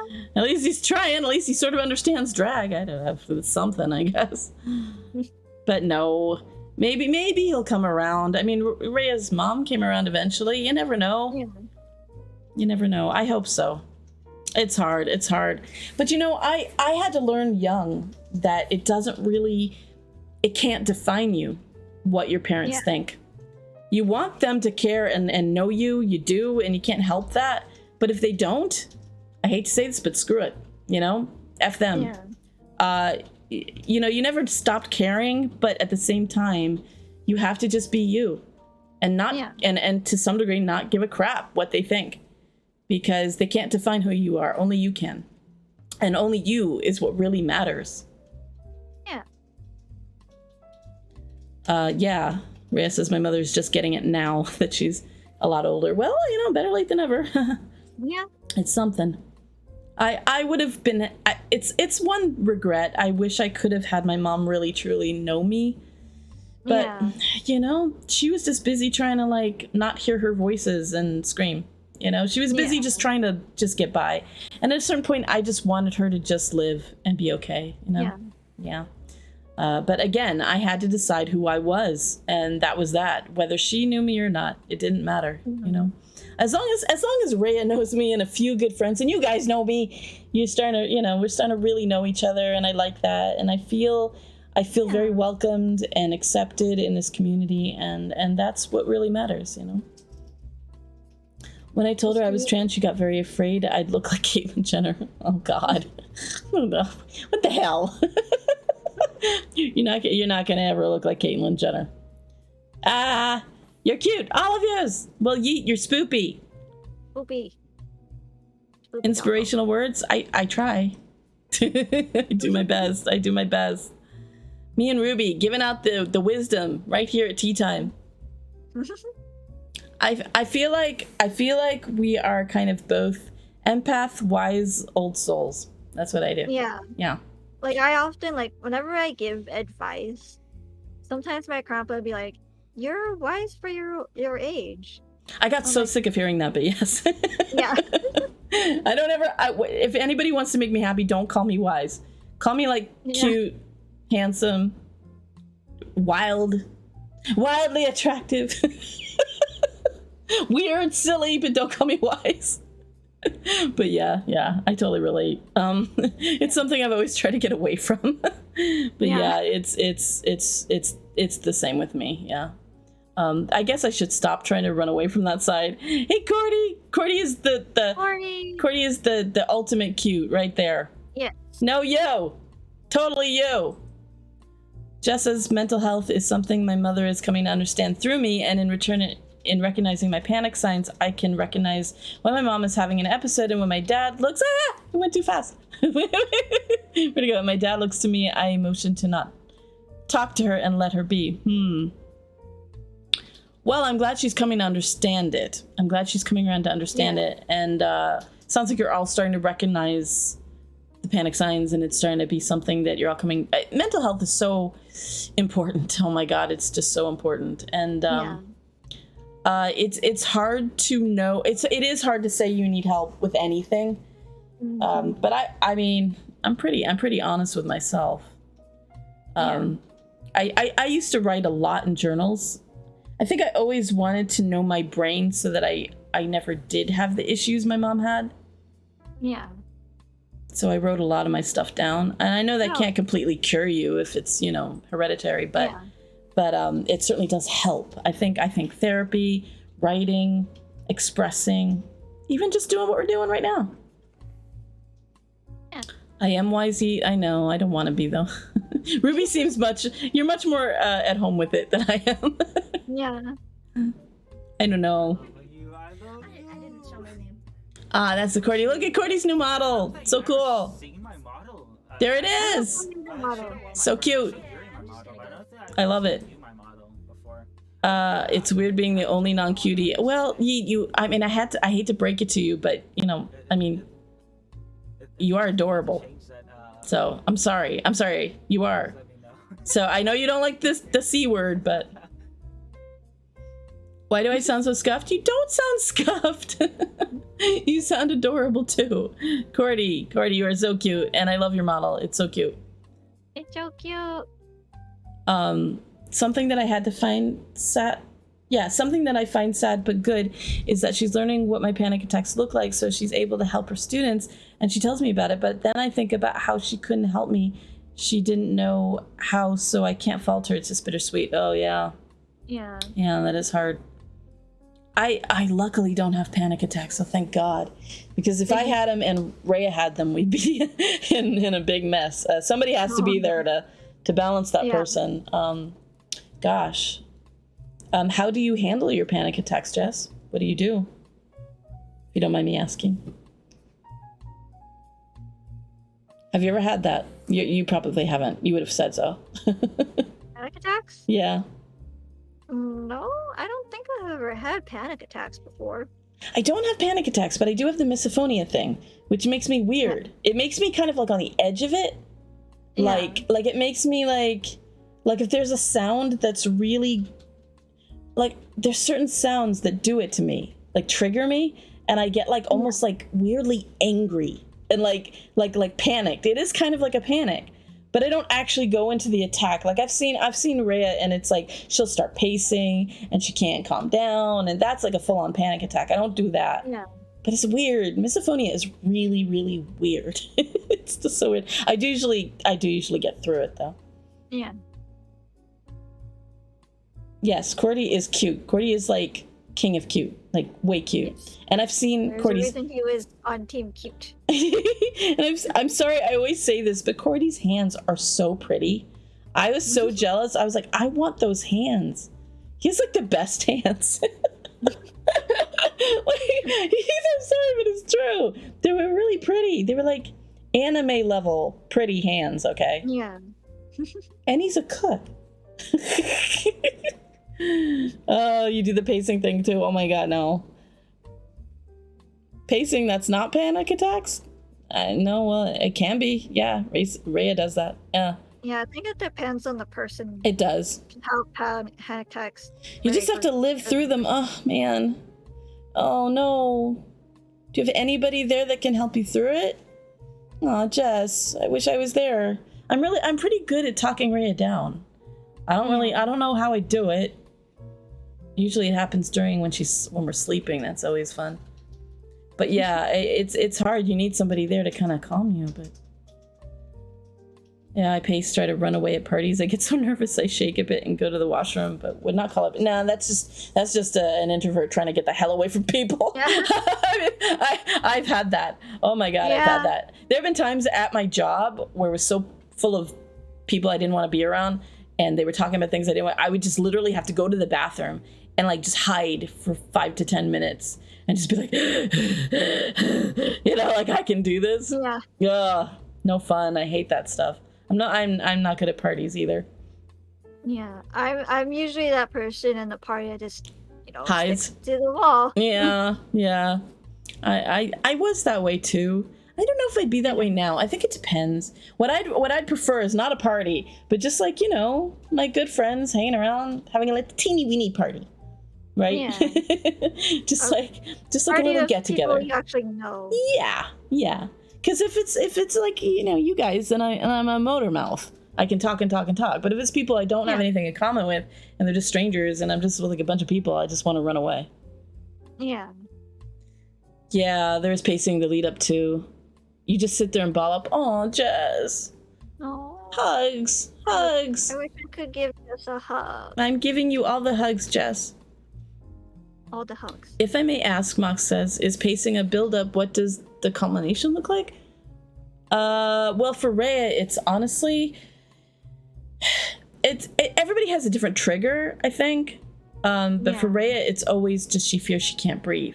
It's related to her sleeping problems. But I think for other people, it's other things. It can be like crowds. It can be other things. But everybody has a different trigger. After pacing, I feel like I have like some sort of claustrophobia because there was this one time we were in the store, and it was, you know, what that day were food stamps and stores have like sales going on for like coupons and stuff. Yeah. It was just really crowded in the store, and like I just felt really nervous. I was just like, I need to be outside. Is that claustrophobia? I think there's a word for that. People phobia. I don't know. There's a word about. There's a phobia for crowds. It's weird. I have that, right? If it's indoors, but if it, especially now with COVID, oh my god. But like fear of crowds, yeah. But if it's like Disney World and it's open and there's like a lot of people, I can avoid them and not care. Yeah. And I don't have to talk to them. I don't have to be next to them, you know. But if it was like really tight and packed or like indoors, that's different. That would make me feel claustrophobic. Yeah. Oh, Jess says once you sit down, that's when it gets hard to end the cycle. Yeah. Rhea's the same way. So the result, the actual breakdown usually causes that sort of I'm not in control of anything, let alone my body kind of feeling. I don't know. Is that what it is? As long as you're standing there, you can move. Once you submit to it, yeah, Rhea gets up. Rhea's the same way. I'm sorry, Rhea. I'm telling your secrets. Everyone's telling their secrets. But it's okay. We're friends. It's good. But yeah, I think it is sort of like that. I think that's what it is. That like Rhea doesn't like to sit down until the panic attack is over. Yeah. Maybe it is like a control thing. Yeah, I'm not sure. It's very scary. Just watching her do it is scary, and all I can do is just like say it's gonna be okay. Yeah, and just tell her it's gonna be okay. Everything's okay. It's gonna be okay. That's all I can do over and over again. Yeah. So are you gonna okay, wait. Are you still in uni or have you finished? I finished. You finished. So you got your degree in psychology or psychology and Japanese studies. Nice. So how fluent are you in Japanese? I can speak a little bit. Like I can't like make a sentence on my own, but like, if I Google Translate it or read some text in Japanese, I can kind of get by. And kanji is right out, or are you good at it? Some kanji I can recognize, and some I'm like, I know this. I know I do because I learned the kanji, but I can't remember what it is right now. It's so hard. Yeah. I don't think I could ever do it. It's hard because like certain kanji for different words are the same, but also have different meaning. Oh God. Yeah, that's hard. I mean, I love the sound of Japanese, and I know the tiny little words, you know. I know some things from watching anime. But you studied it. Yeah. So do you have like a minor in it? Oh, it's also my major. Oh. Yeah, so I studied the language, the culture. Yeah, everything that had to do and they never like offered a program of like to go visit there? I did, but I didn't think I would be able to afford it or could do it. That's sad. You gotta go there. Yeah. At least once. Bucket list. Yeah, double major. And that's part of the reason why I had almost 7 years of college. This is why she related to Mercury. This is why she said Mercury is her favorite scout. Yeah. When you're fighting it is when you feel like you want to run and you want to get away because you want to try and get away from it. But then you get tired of trying to fight. In the submit part, if someone is there with you, it's easier. Yeah, I want to be there for you too, Jess. Physically is definitely better than over the phone because sometimes there's something about touch and feeling. Something else that's shocking, really. For me, it was... like... Oh, go ahead. I'm just trying to read it.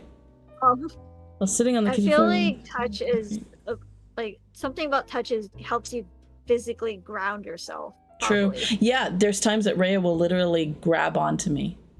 Yeah. Yeah. It's to ground her, I guess. Yeah. Stamping your feet can help. Really? Stamp, stamp. Really? Huh. Aw, the infant needing of mothering, maybe. I can give fathering. That causes a sort of shock to snap you out of it. Oh, maybe. I don't know. I don't know. I can't picture Rhea stamping her feet, but hey, maybe. Contact grounding. Yeah. Well, it's a good thing my in real life birth sign is Virgo. I'm as grounded as it gets. I hate it. That's though. how Virgos are. Yep, I hate it. I also have like that nurturing. Yeah. Well, if you're a nice person, if you're a nice Virgo, my grandmother was like the worst. She was the mean Virgo, the type that would tell you every little flaw about yourself and then some. And as if she was perfect. I hated her. I hated her so much. I hated her so much that when I was 13, I had a dream that I stuffed her in a washing machine. She needed washing, okay? But yeah, if you're a nice Virgo, it's good. Then yeah. I think I compliment Rhea completely, like, and vice versa.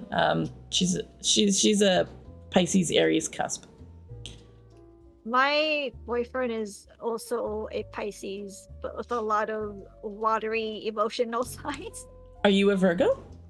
I am a Virgo, yes. This is why we're the same person. Oh my god. Why are we the same person, Ruby? That's weird. It's like we should be twins. I declare you my twin from this day forward. Yeah. Would you like to be a princess? I can be a princess. All right, let's go. When you come visit me, you need a crown. I need to get you a crown. I need to stick a crown on your head right now. Oh, hold on, I'm gonna go get a crown. I have to princessify you. I have to do the thing. Let me see if I have a crown. Hold on. You need to be crowned right now. You've all seen it here, folks. I apparently had a twin sister and I didn't know it.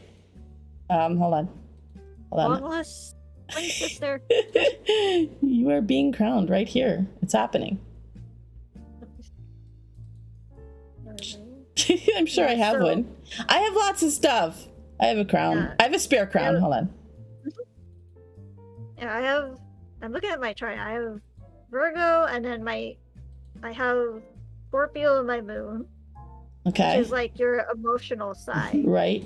Virgo again. My Mercury is a little to the Libra. side, but there you go. Boom. It's a little big.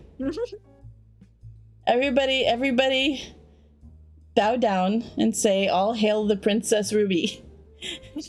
Princess of the sky.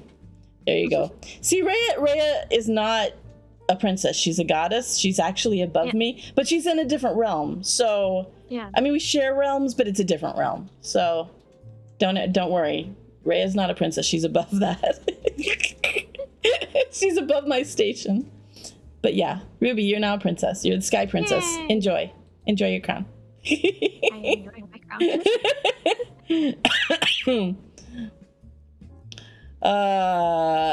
Let's see what Mox is saying. I might have been over-reliant to the point where the effect diminished, kind of like building a tolerance to caffeine. Wait, what did I miss? I missed stuff when I was getting your crown. Grounding yourself.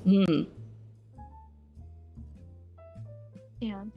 I kind of know about that because, like, for dissociative identity disorder, certain things, like, because they tend to feel floaty too, because you're one side of the identity is trying to come out, right? You're feeling spacey and floating.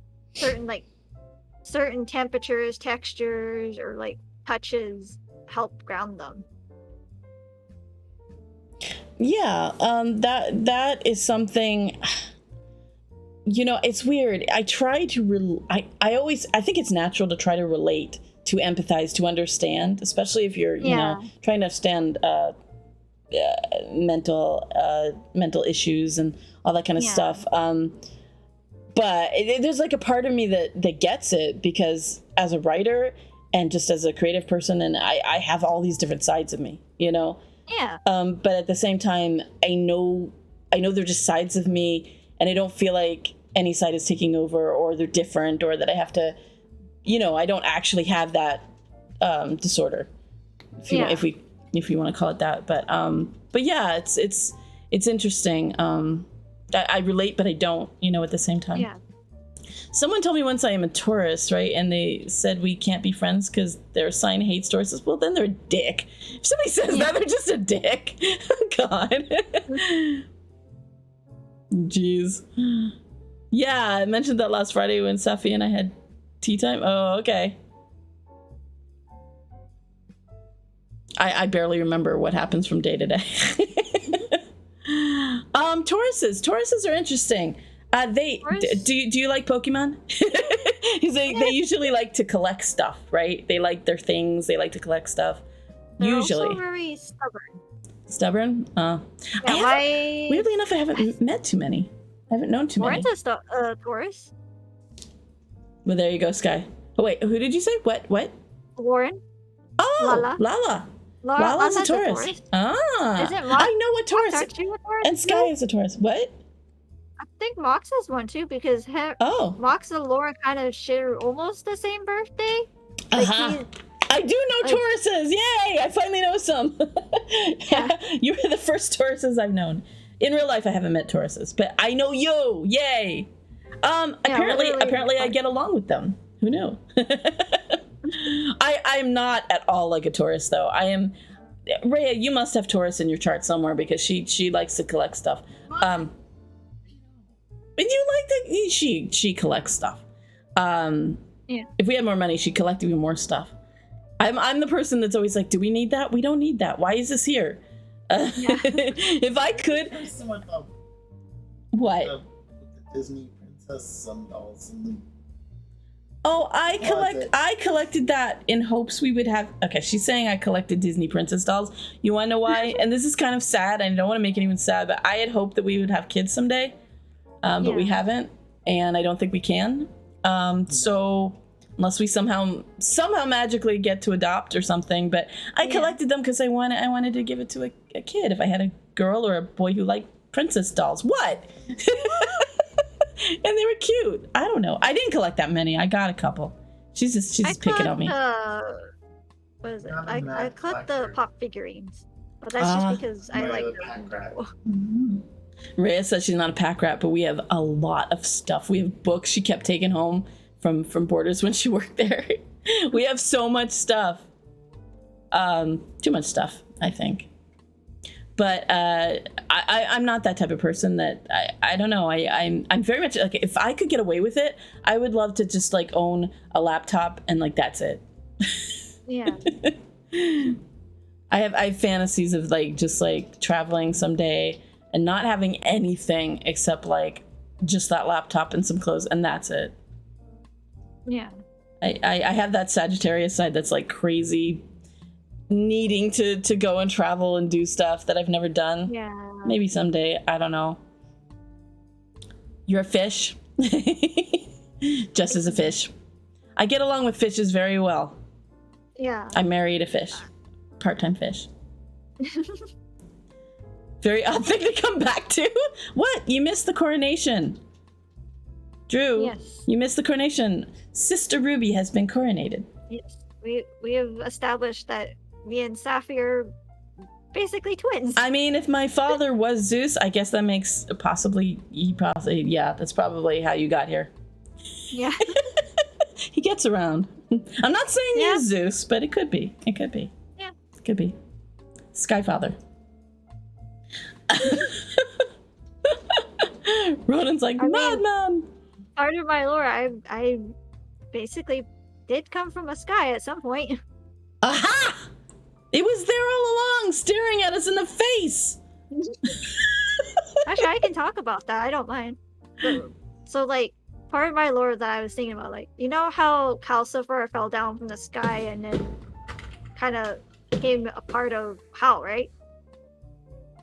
And did you say Hal's moving Calcifer? Yes. Yes. Yes. That was part of my inspiration. So I love Hal so much. I am Hal. Yeah. I am basically his personality. Part of my lore is that I was a star that was fading away, falling to Earth, and I took possession, or not really possession, but like whatever Calcifer did was Hal, but you became part of somebody. Yeah, I became part of an elf. I was just wandering in the forest. Are you like okay, so you're kind of like two people in one? Yeah. Okay, so you have the star that is like the heart of you? Yes. Ah. Instead of a flame, they took form of a rabbit. Oh. Yeah. Wait, is the rabbit inside you? No. Oh, okay. The rabbit is like Calcifer, like a flame, but not. So the rabbit's outside of you, but it's connected to you. Yeah, it's connected to me. Ah, okay, and kind of powers you and gives you power and stuff. I get it. Cool. Yeah. So I think we're connected by the sky somehow. Yeah. Yeah. Makes perfect sense to me. I like it. Our lores make sense together. Yeah. I love it. So yeah, she's my sister and she's a princess. So, anytime you come in here from this day forward, you get your crown. I have to make a purple one. Just for you. Yeah, we have a lot of things in common, like just like the way that we think, the way that we express ourselves. It's very much similar.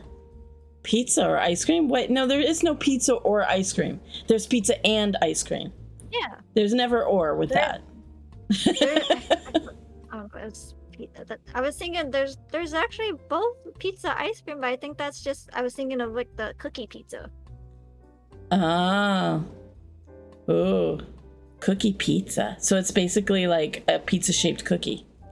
Yeah. Like a really big cookie. Or it's like a cookie but a pizza sized. Yes. And kind of decorated like a pizza. And then you stick ice cream on it. Yeah. I'm disgusted, been intrigued. There's no pizza sauce. There's no pizza sauce involved, Mox, okay? The time has come. There it is. There it is. I had one cookie. I'm so good. I had one. I think I just had one. Thank you, Cookie Monster. Ruby gets nommed. Yes, whoever sits there will get nommed. I got a bad feeling about this. Pizza-shaped cookies. Cookies are round, pizza's round. Makes sense. Exactly, Miko. Exactly.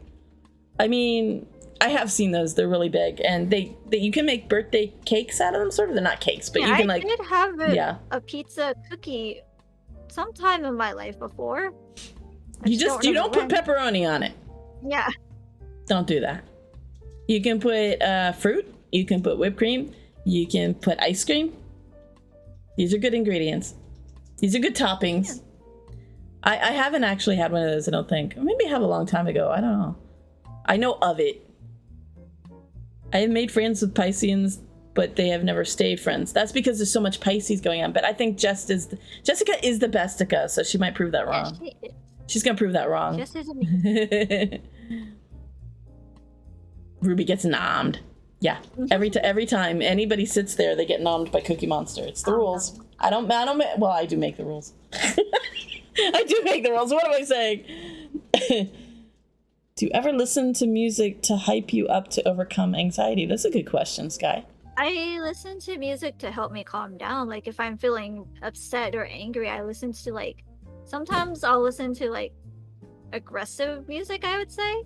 Oh, really? Just to help release the anger, and then I just ease into like more calming music to help me simmer down. So get out the aggression first and then chill. Yeah, it's a good strategy if you need to do that. I think one of my problems in my life is I haven't gotten out the anger enough. I think I'm afraid of my anger, and I always have been, so I don't let it out enough. But I don't know. I don't feel good when I try to let it out. I actually don't. I don't know. I think maybe singing is good for that. Singing I think is a positive feeling, and I don't do it as good as I used to. But I think singing really, and I think Jess can support this, and Rhea. I think singing helps get out all those feelings, like anger, emotions of all kinds. You just let it out. They all have different ways of releasing our emotions. I do like music through listening to music, sometimes writing, sometimes drawing. Singing Kings, let's go. Yeah. Drawing probably does get out stuff, but is it really, okay, the thing with drawing for me is I think I get too much into the perfectionism of it. So it's hard to like really relax and let out stuff for me in drawing. I get too caught up in like, I gotta make this right and make that right. Thank you. Hello, person in the room with Ruby. Hi. That's my grandpa. Hi, Grandpa. Yeah, he has delivered me lunch. Oh yeah, what you eating? Lasagna. Oh hell yeah. Nice choice. Nice. The beautiful voices here, ever present as a comfort. Ah. I still sing, but I don't sing as well as I used to because I lost a lot of lung control and breath control after I got long COVID. So I just don't have. I mean, I do my best, but I don't have what I used to have. I used to sound so much better, but I do what I can because I still love singing. So. Yeah. And it's I think it is therapeutic. I don't know if everybody feels this way about singing, but for me it's always been kind of therapeutic. To be honest, whenever I met April Pisces, they never stayed long, but March stay. I'm the 7th of March. Let's go. That's as Pisces as it gets, Jess. Yeah. I get along with Pisces very well. But the problem is, as a Virgo, and I don't know if you feel the same way with this, Ruby, but like it's hard when a Pisces just goes into the dreamlike spacey state and you're like, where the hell are you? I'm talking to you. Hello. I think for me it's like when they get very, very emotional. I can handle emotions though. I don't know why I'm as earthy as a rock, so I can handle it. I just don't like when Rhea goes far away. Maybe I'm just too needy. That's my problem. I'm like, attention on me. Yeah. Shrek is a Virgo. That's one thing that's very opposite of me. Like, I don't like to be the center of attention, but I like helping people be the center of attention. Aw.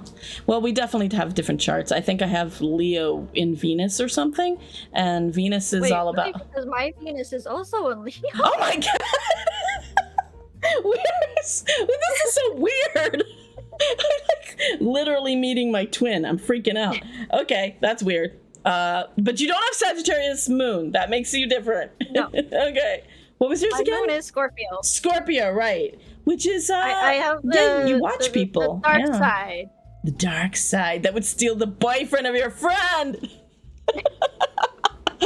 No, only subconsciously. You wouldn't actually do it. I trust you. But yeah, that's different. But yeah, God, we're so similar. It's weird. Yeah. It's kind of weird. It's kind of cool, but weird. Have you ever had someone of the opposite sign you should not get along with, but you get along with them anyway? Oh, I'm sure that's happened. I mean, look, astrology is not a perfect science, It's just like gathering information that seems like, what most people are like in those certain signs, but that just, anything can happen. It's like Milo and Otis, right? Yeah. Dogs and cats can be friends. It can happen. It can happen. My dog and cat prove that very well. Like, they get along. We have to ease them in because Nandi wasn't used to Nandi's my dog, but Nandi wasn't used to having cats around. And when we had to move into my grandpa's house, we brought Luna, my cat, over. So we had to Luna had to be an outside cat for a while, so we can slowly get them along. And now they're best friends. Aww, that's cute. There was one time it was kind of cold at night, and so Luna got on top of Nandi's stomach because it was warm, and Nandi. Wait, which one's the? Wait, Luna's the cat, right? Luna's the cat. Luna's okay, the cat. Okay. So Luna went on top of her stomach because it was warm, and Nandi looked really like this was in my grandpa's room, so my grandpa was telling the story, but Nandi was really happy, but she prevented herself to wag her tail because she didn't want to wake up Luna. Nah, that's so freaking cute. Yeah. Nah. And they would sometimes in the living room they'll sleep right next to each other.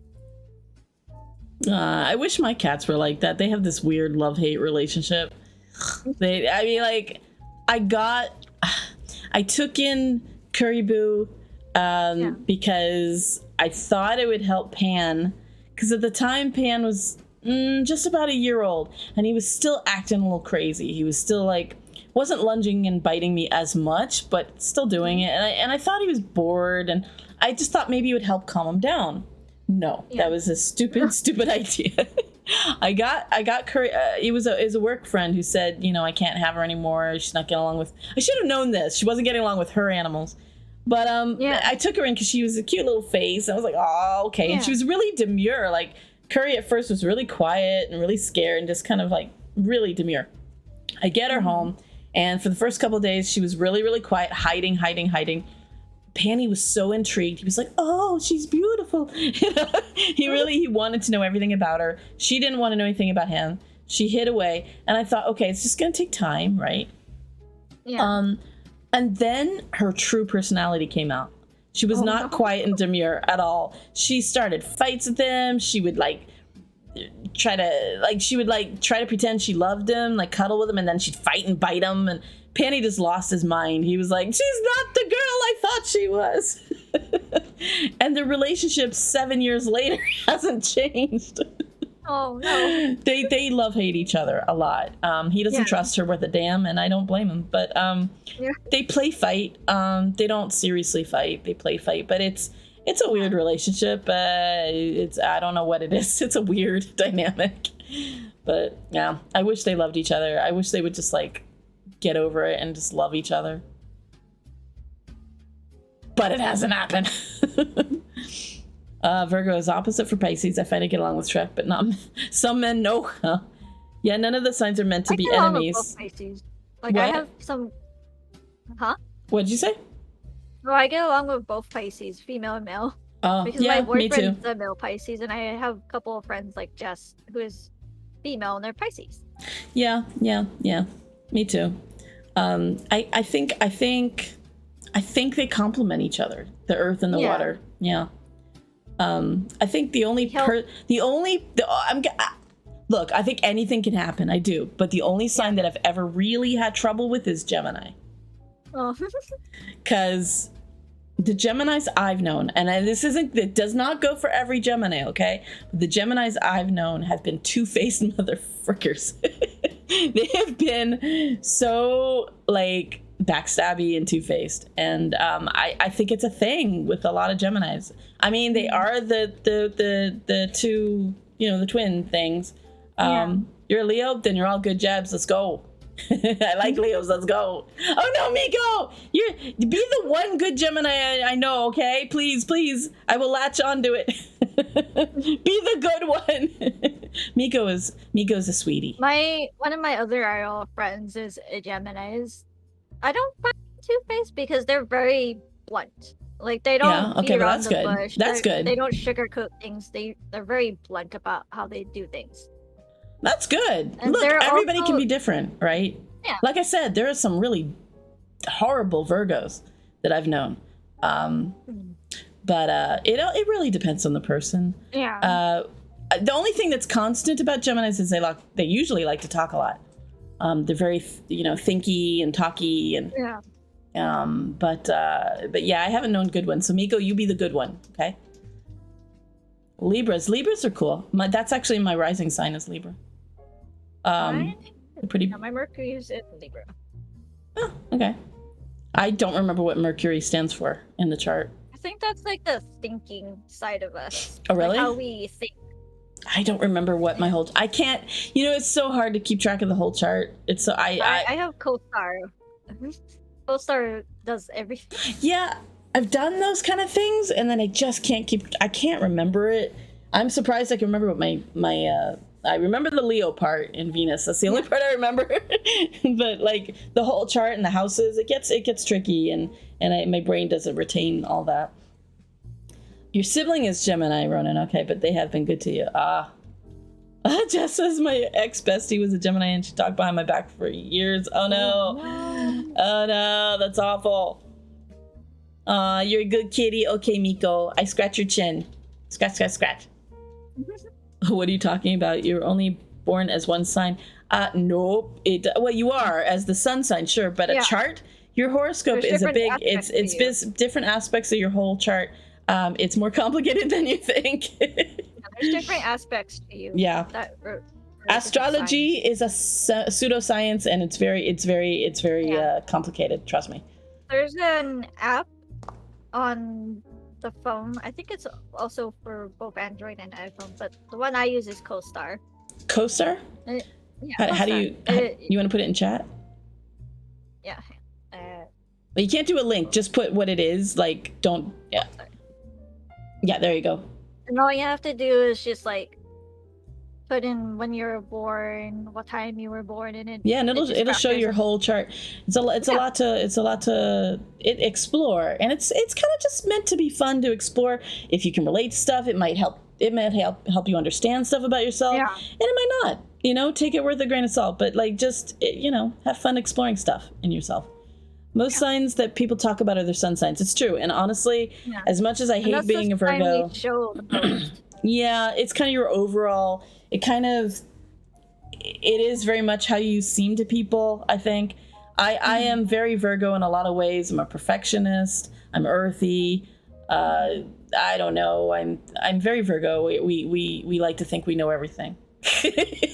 And we don't. I think that's why I'm like the rock. Right. The rock to most of my friends, or like the calm one, because like me, Lauren, Echo, and a bunch of my other friends, we often joke like I am the calm person out of the ADH people that I attract. Well, somebody's gotta be the rock for them, right? Somebody's got to do it. Pisces dominates your chart. Oh, Jess, you're all. I hate to say this, but you're all wet. What sign do I seem to you? Oh, that's hard, Ronan, because you're so quiet. Let me think. I mean, I would kind of say. I'm sorry, what?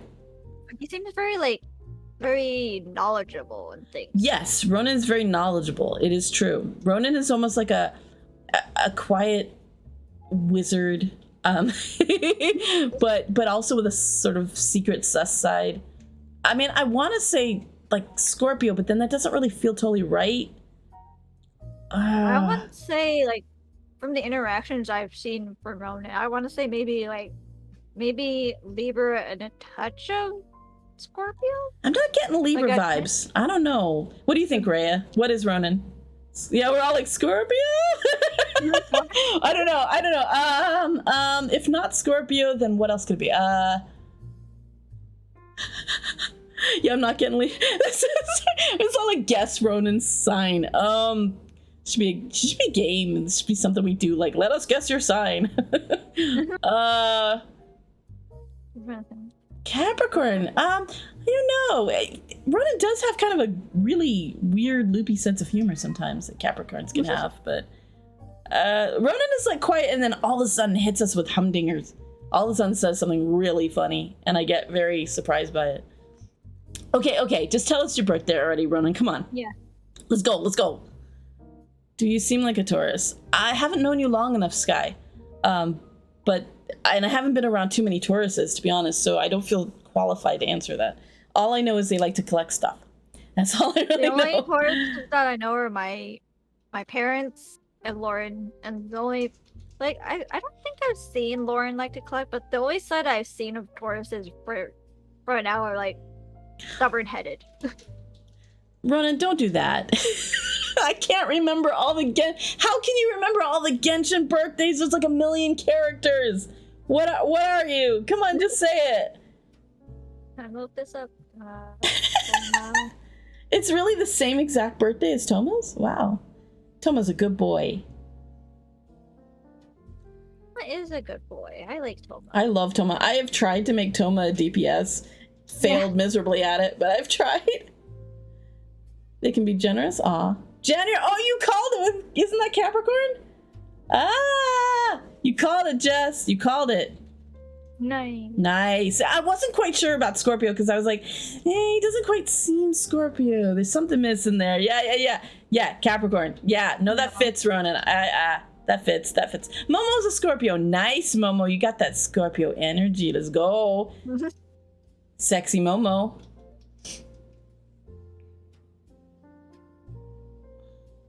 Lending. Oh. Yeah, you got to be careful with the lending. Yeah.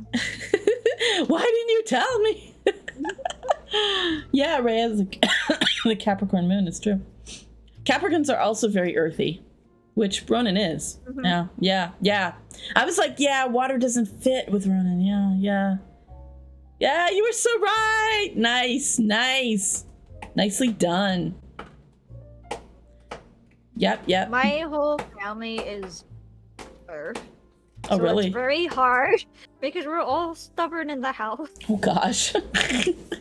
Yeah, too much earth is not a good thing. Yeah. Somebody's got to bend. I feel like Roma. I feel like you're like the Earth tribe. It's like we're talking like Airbender here. Yeah. I thought of Capricorn and how my bestie Daniela is one, and I saw some of the qualities. Oh, like what exactly? I mean, the only thing I know about Capricorns is they are earthy and a little bit loopy, and that definitely fits Ronan.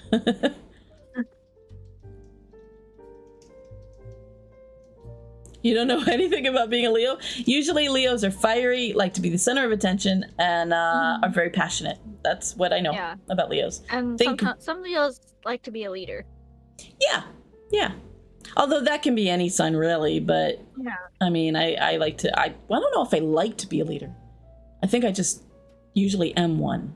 I don't like it. I just do it. My younger sister is a Cap. Yeah. She was loopy when she was younger. She's chilled out. I don't even like being in the certain of attention. I don't like it. You're the social butterfly, Jess. Ruby knows. Listen to Princess Ruby. She knows. You do hear a cat. That is Panny. And Panny's like, it's been precisely... Panny knows. It's been precisely 3 hours and 42 minutes since I've been fed. And since you've given me attention... Cats know when it's time to eat. Luna would hour before her meal time is like, yeah. Oh, Panny's mealtime is whenever Panny wants it. Panny is a food addict, and yeah, exactly. Panny rules the house. Oh my gosh, my cat! And if he doesn't get it, he might bite me. He might. I have really, really enjoyed this tea time because it's been thoughtful, deep, and I gained a sister. So yeah, it's been really awesome. Yeah, we're like family now. We're bonded in the sky. And Panny says, ah! do you hear that? Yes, Panny. Yes, hi. How you doing? So I probably should feed him. Otherwise, he might bite me. Yeah. It might happen.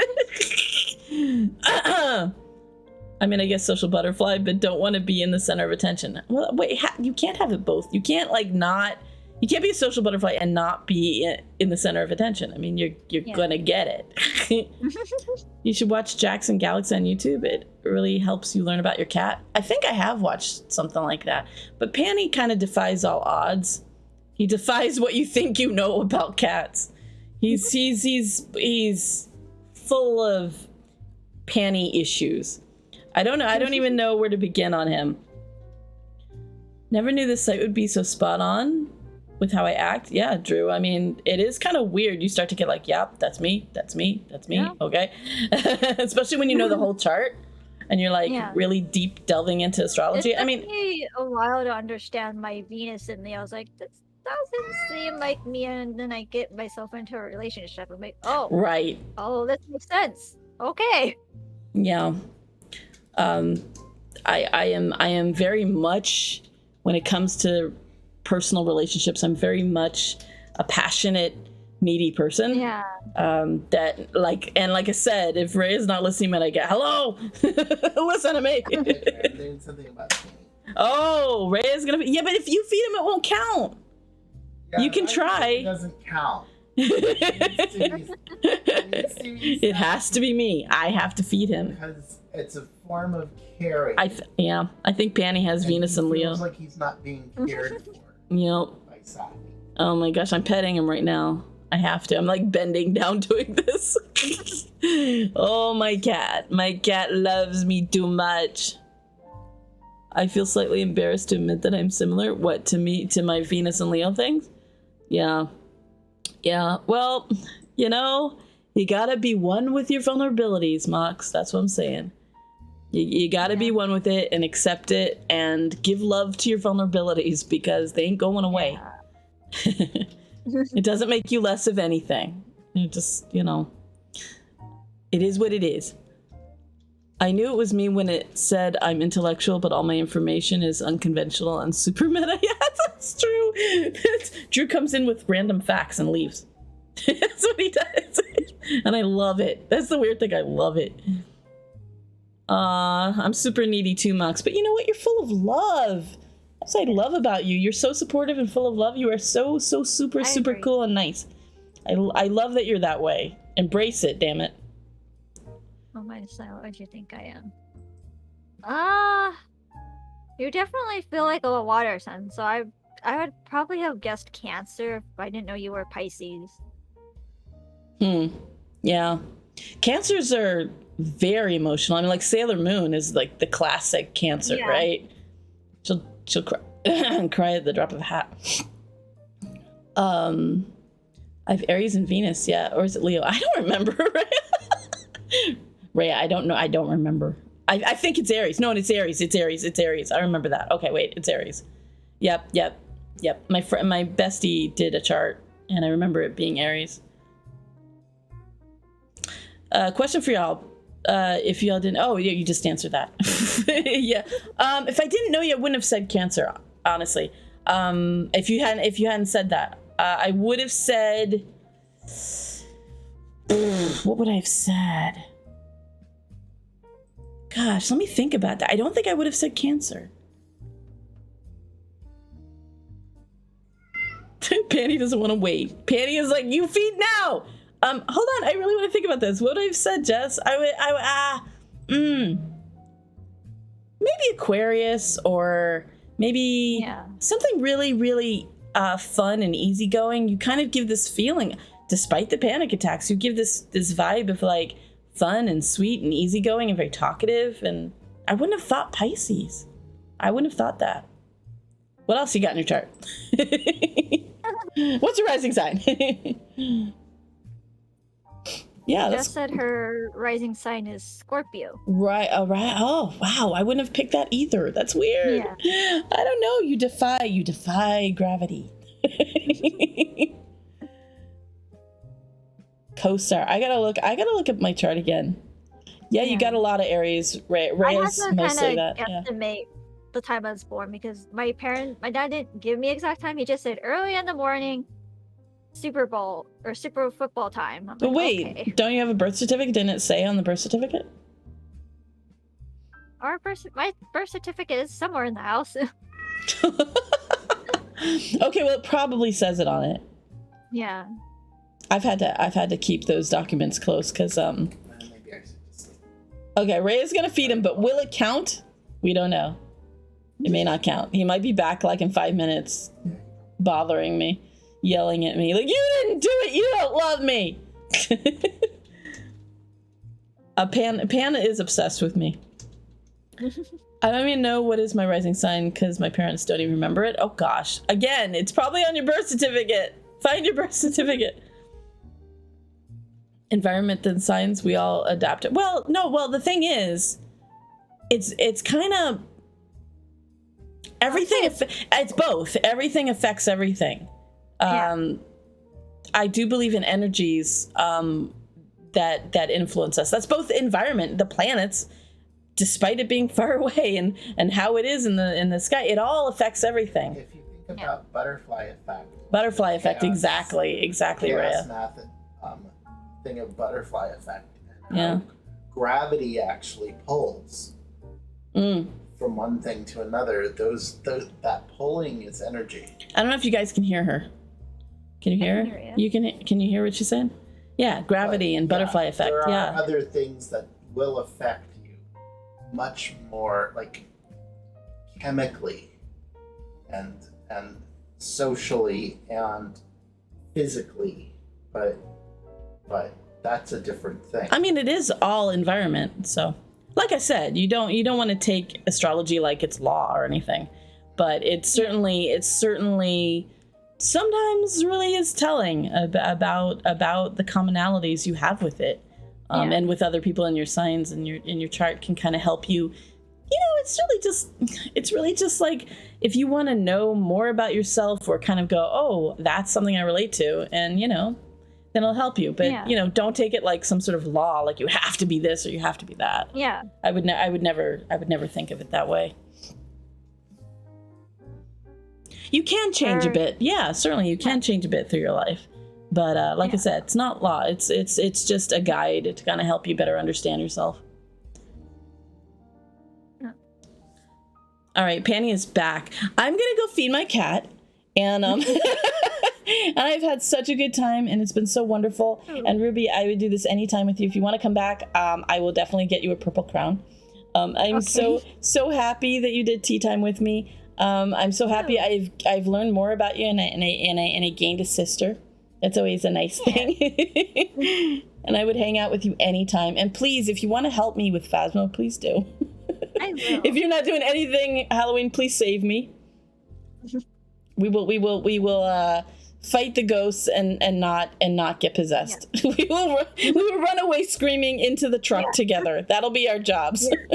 The other two people will have to be good at it. Like in Phasma, I'm like, okay, I'll help get the evidence, but if I don't need to lower my insanity, I am staying in the truck and watching things happen. Yes. We'll be the truck people, and we have to find two really brave people who will be the adventurers. That sounds like a plan. Yeah. Okay. Thank you, Mox. Thank you, everybody. I just think that you're all the coolest people in the world, and I'm amazed that you all hang out with me and that you like me. And I'm so blessed and happy, and I'm so happy that Ruby is here and hung out with me, and I love all of you more than I can say. And wow, did we touch on some really deep discussions? And I feel like I know you even better, and I like you even better. Mwah. All right, everybody, tell me who I should raid. Who should I raid? Where are we? Who's on right now? I never stream it this time. I mean, I stream it this time, but I don't end it this time. Hopefully next week I'll be back to kind of like more night times. But yes, Ruby, everybody follow Ruby if you haven't. For some reason, go follow Ruby right now. She is wonderful. She's a sweetheart, and she's apparently my twin sister. I just found out today. Yay! Thank you, Miko. Thank you, Miko, for being my awesome Gemini friend. All right. I don't know who to raid. Who should we raid? Oni's on. He's playing Resident Evil. Oh God. Why does he have to be playing something like that? Andy's on. He's playing Genshin. He always plays Genshin. That's his thing. Yeah. I don't think I've ever raided her, but Melly is on and she's playing Disney Dreamlight. You know we love Disney Dreamlight around here. We do. You got... Oh my gosh! It's a Kronos! It's a Kronos! Hi! How are you doing, Kronos? How are you feeling? What's up? How am I? I'm alright. I'm good. I just gained a sister, Kronos. Yeah. Ruby. Ruby is now Princess Ruby. She is Princess of the Sky. She's apparently my twin. I had no idea. We just found out today. Yes. I love you too, Mox. Thank you so much, Kronos, for resubscribing. How long's it been? 8 months. Let's go. You and Virus. You're having my Twitch babies, apparently. Back from taking care of younger siblings. Andy's a good bean. Yeah. Everybody follow Kronos. Kronos is one of the funnest, sweetest, and actually is to blame for me doing this. It's partly to blame. Kronos, it's your fault. I'm a VTuber. How could you? How dare? I blame you. All right, what do you guys think? Should I? You caught me at the end of a raid. I'd love to have your babies. Hello. Well, thank you. I think Rhea would have to sign off on that. I don't know. Okay, should we raid Andy, aka Genshin Impact player? It's not Kronos' favorite place. Kronos is a renowned hater of Genshin Impact. Oh. Yay! I'm glad you followed Kronos, because you won't regret that at all. Kronos is hysterical and fun and a sweetheart. Or where do you want to go? Where do you guys want to go? You tell me. Raid Iron Mouse? I don't think I even follow Iron Mouse. I don't think so. Sorry. Not my type.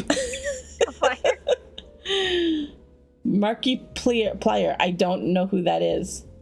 Iron Mouse, let's go. I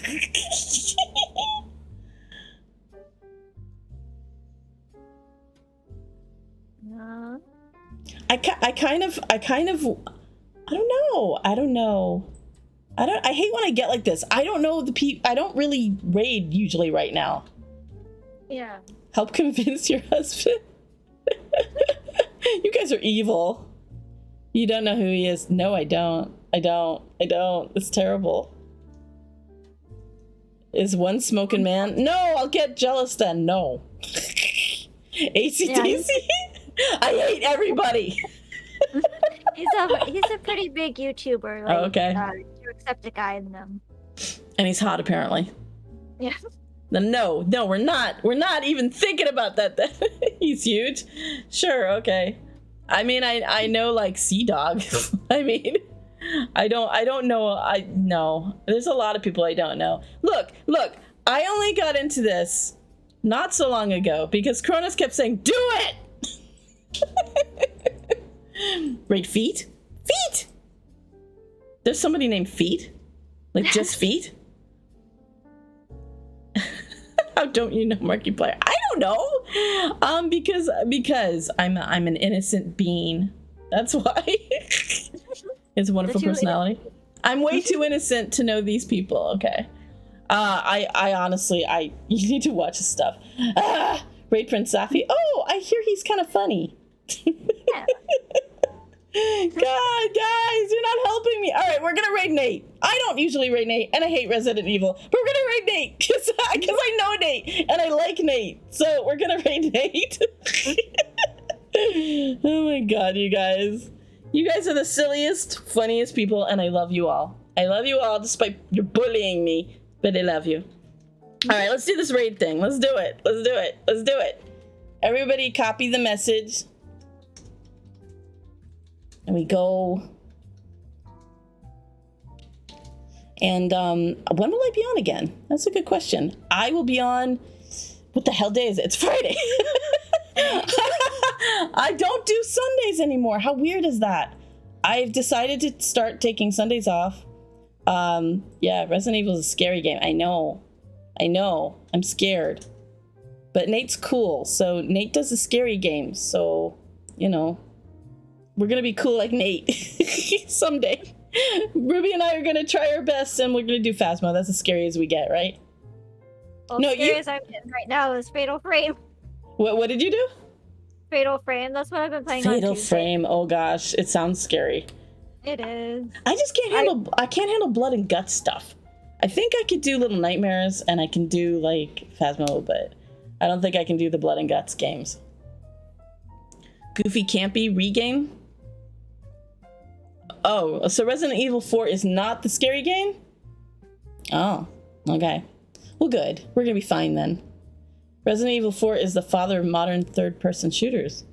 Ah, that's much better for me because I can't do first person. It makes me like want to throw up. Yeah. Like I just get so motion sickness for that usually.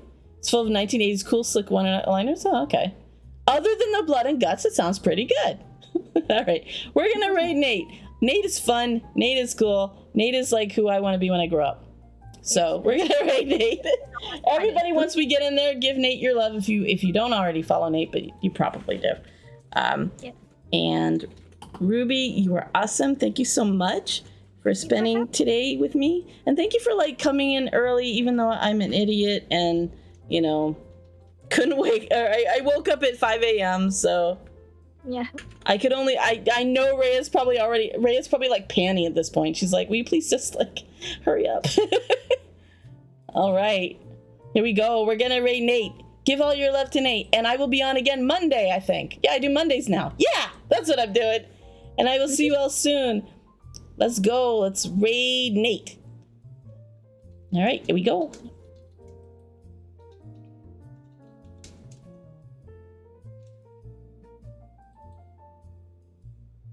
Here we go.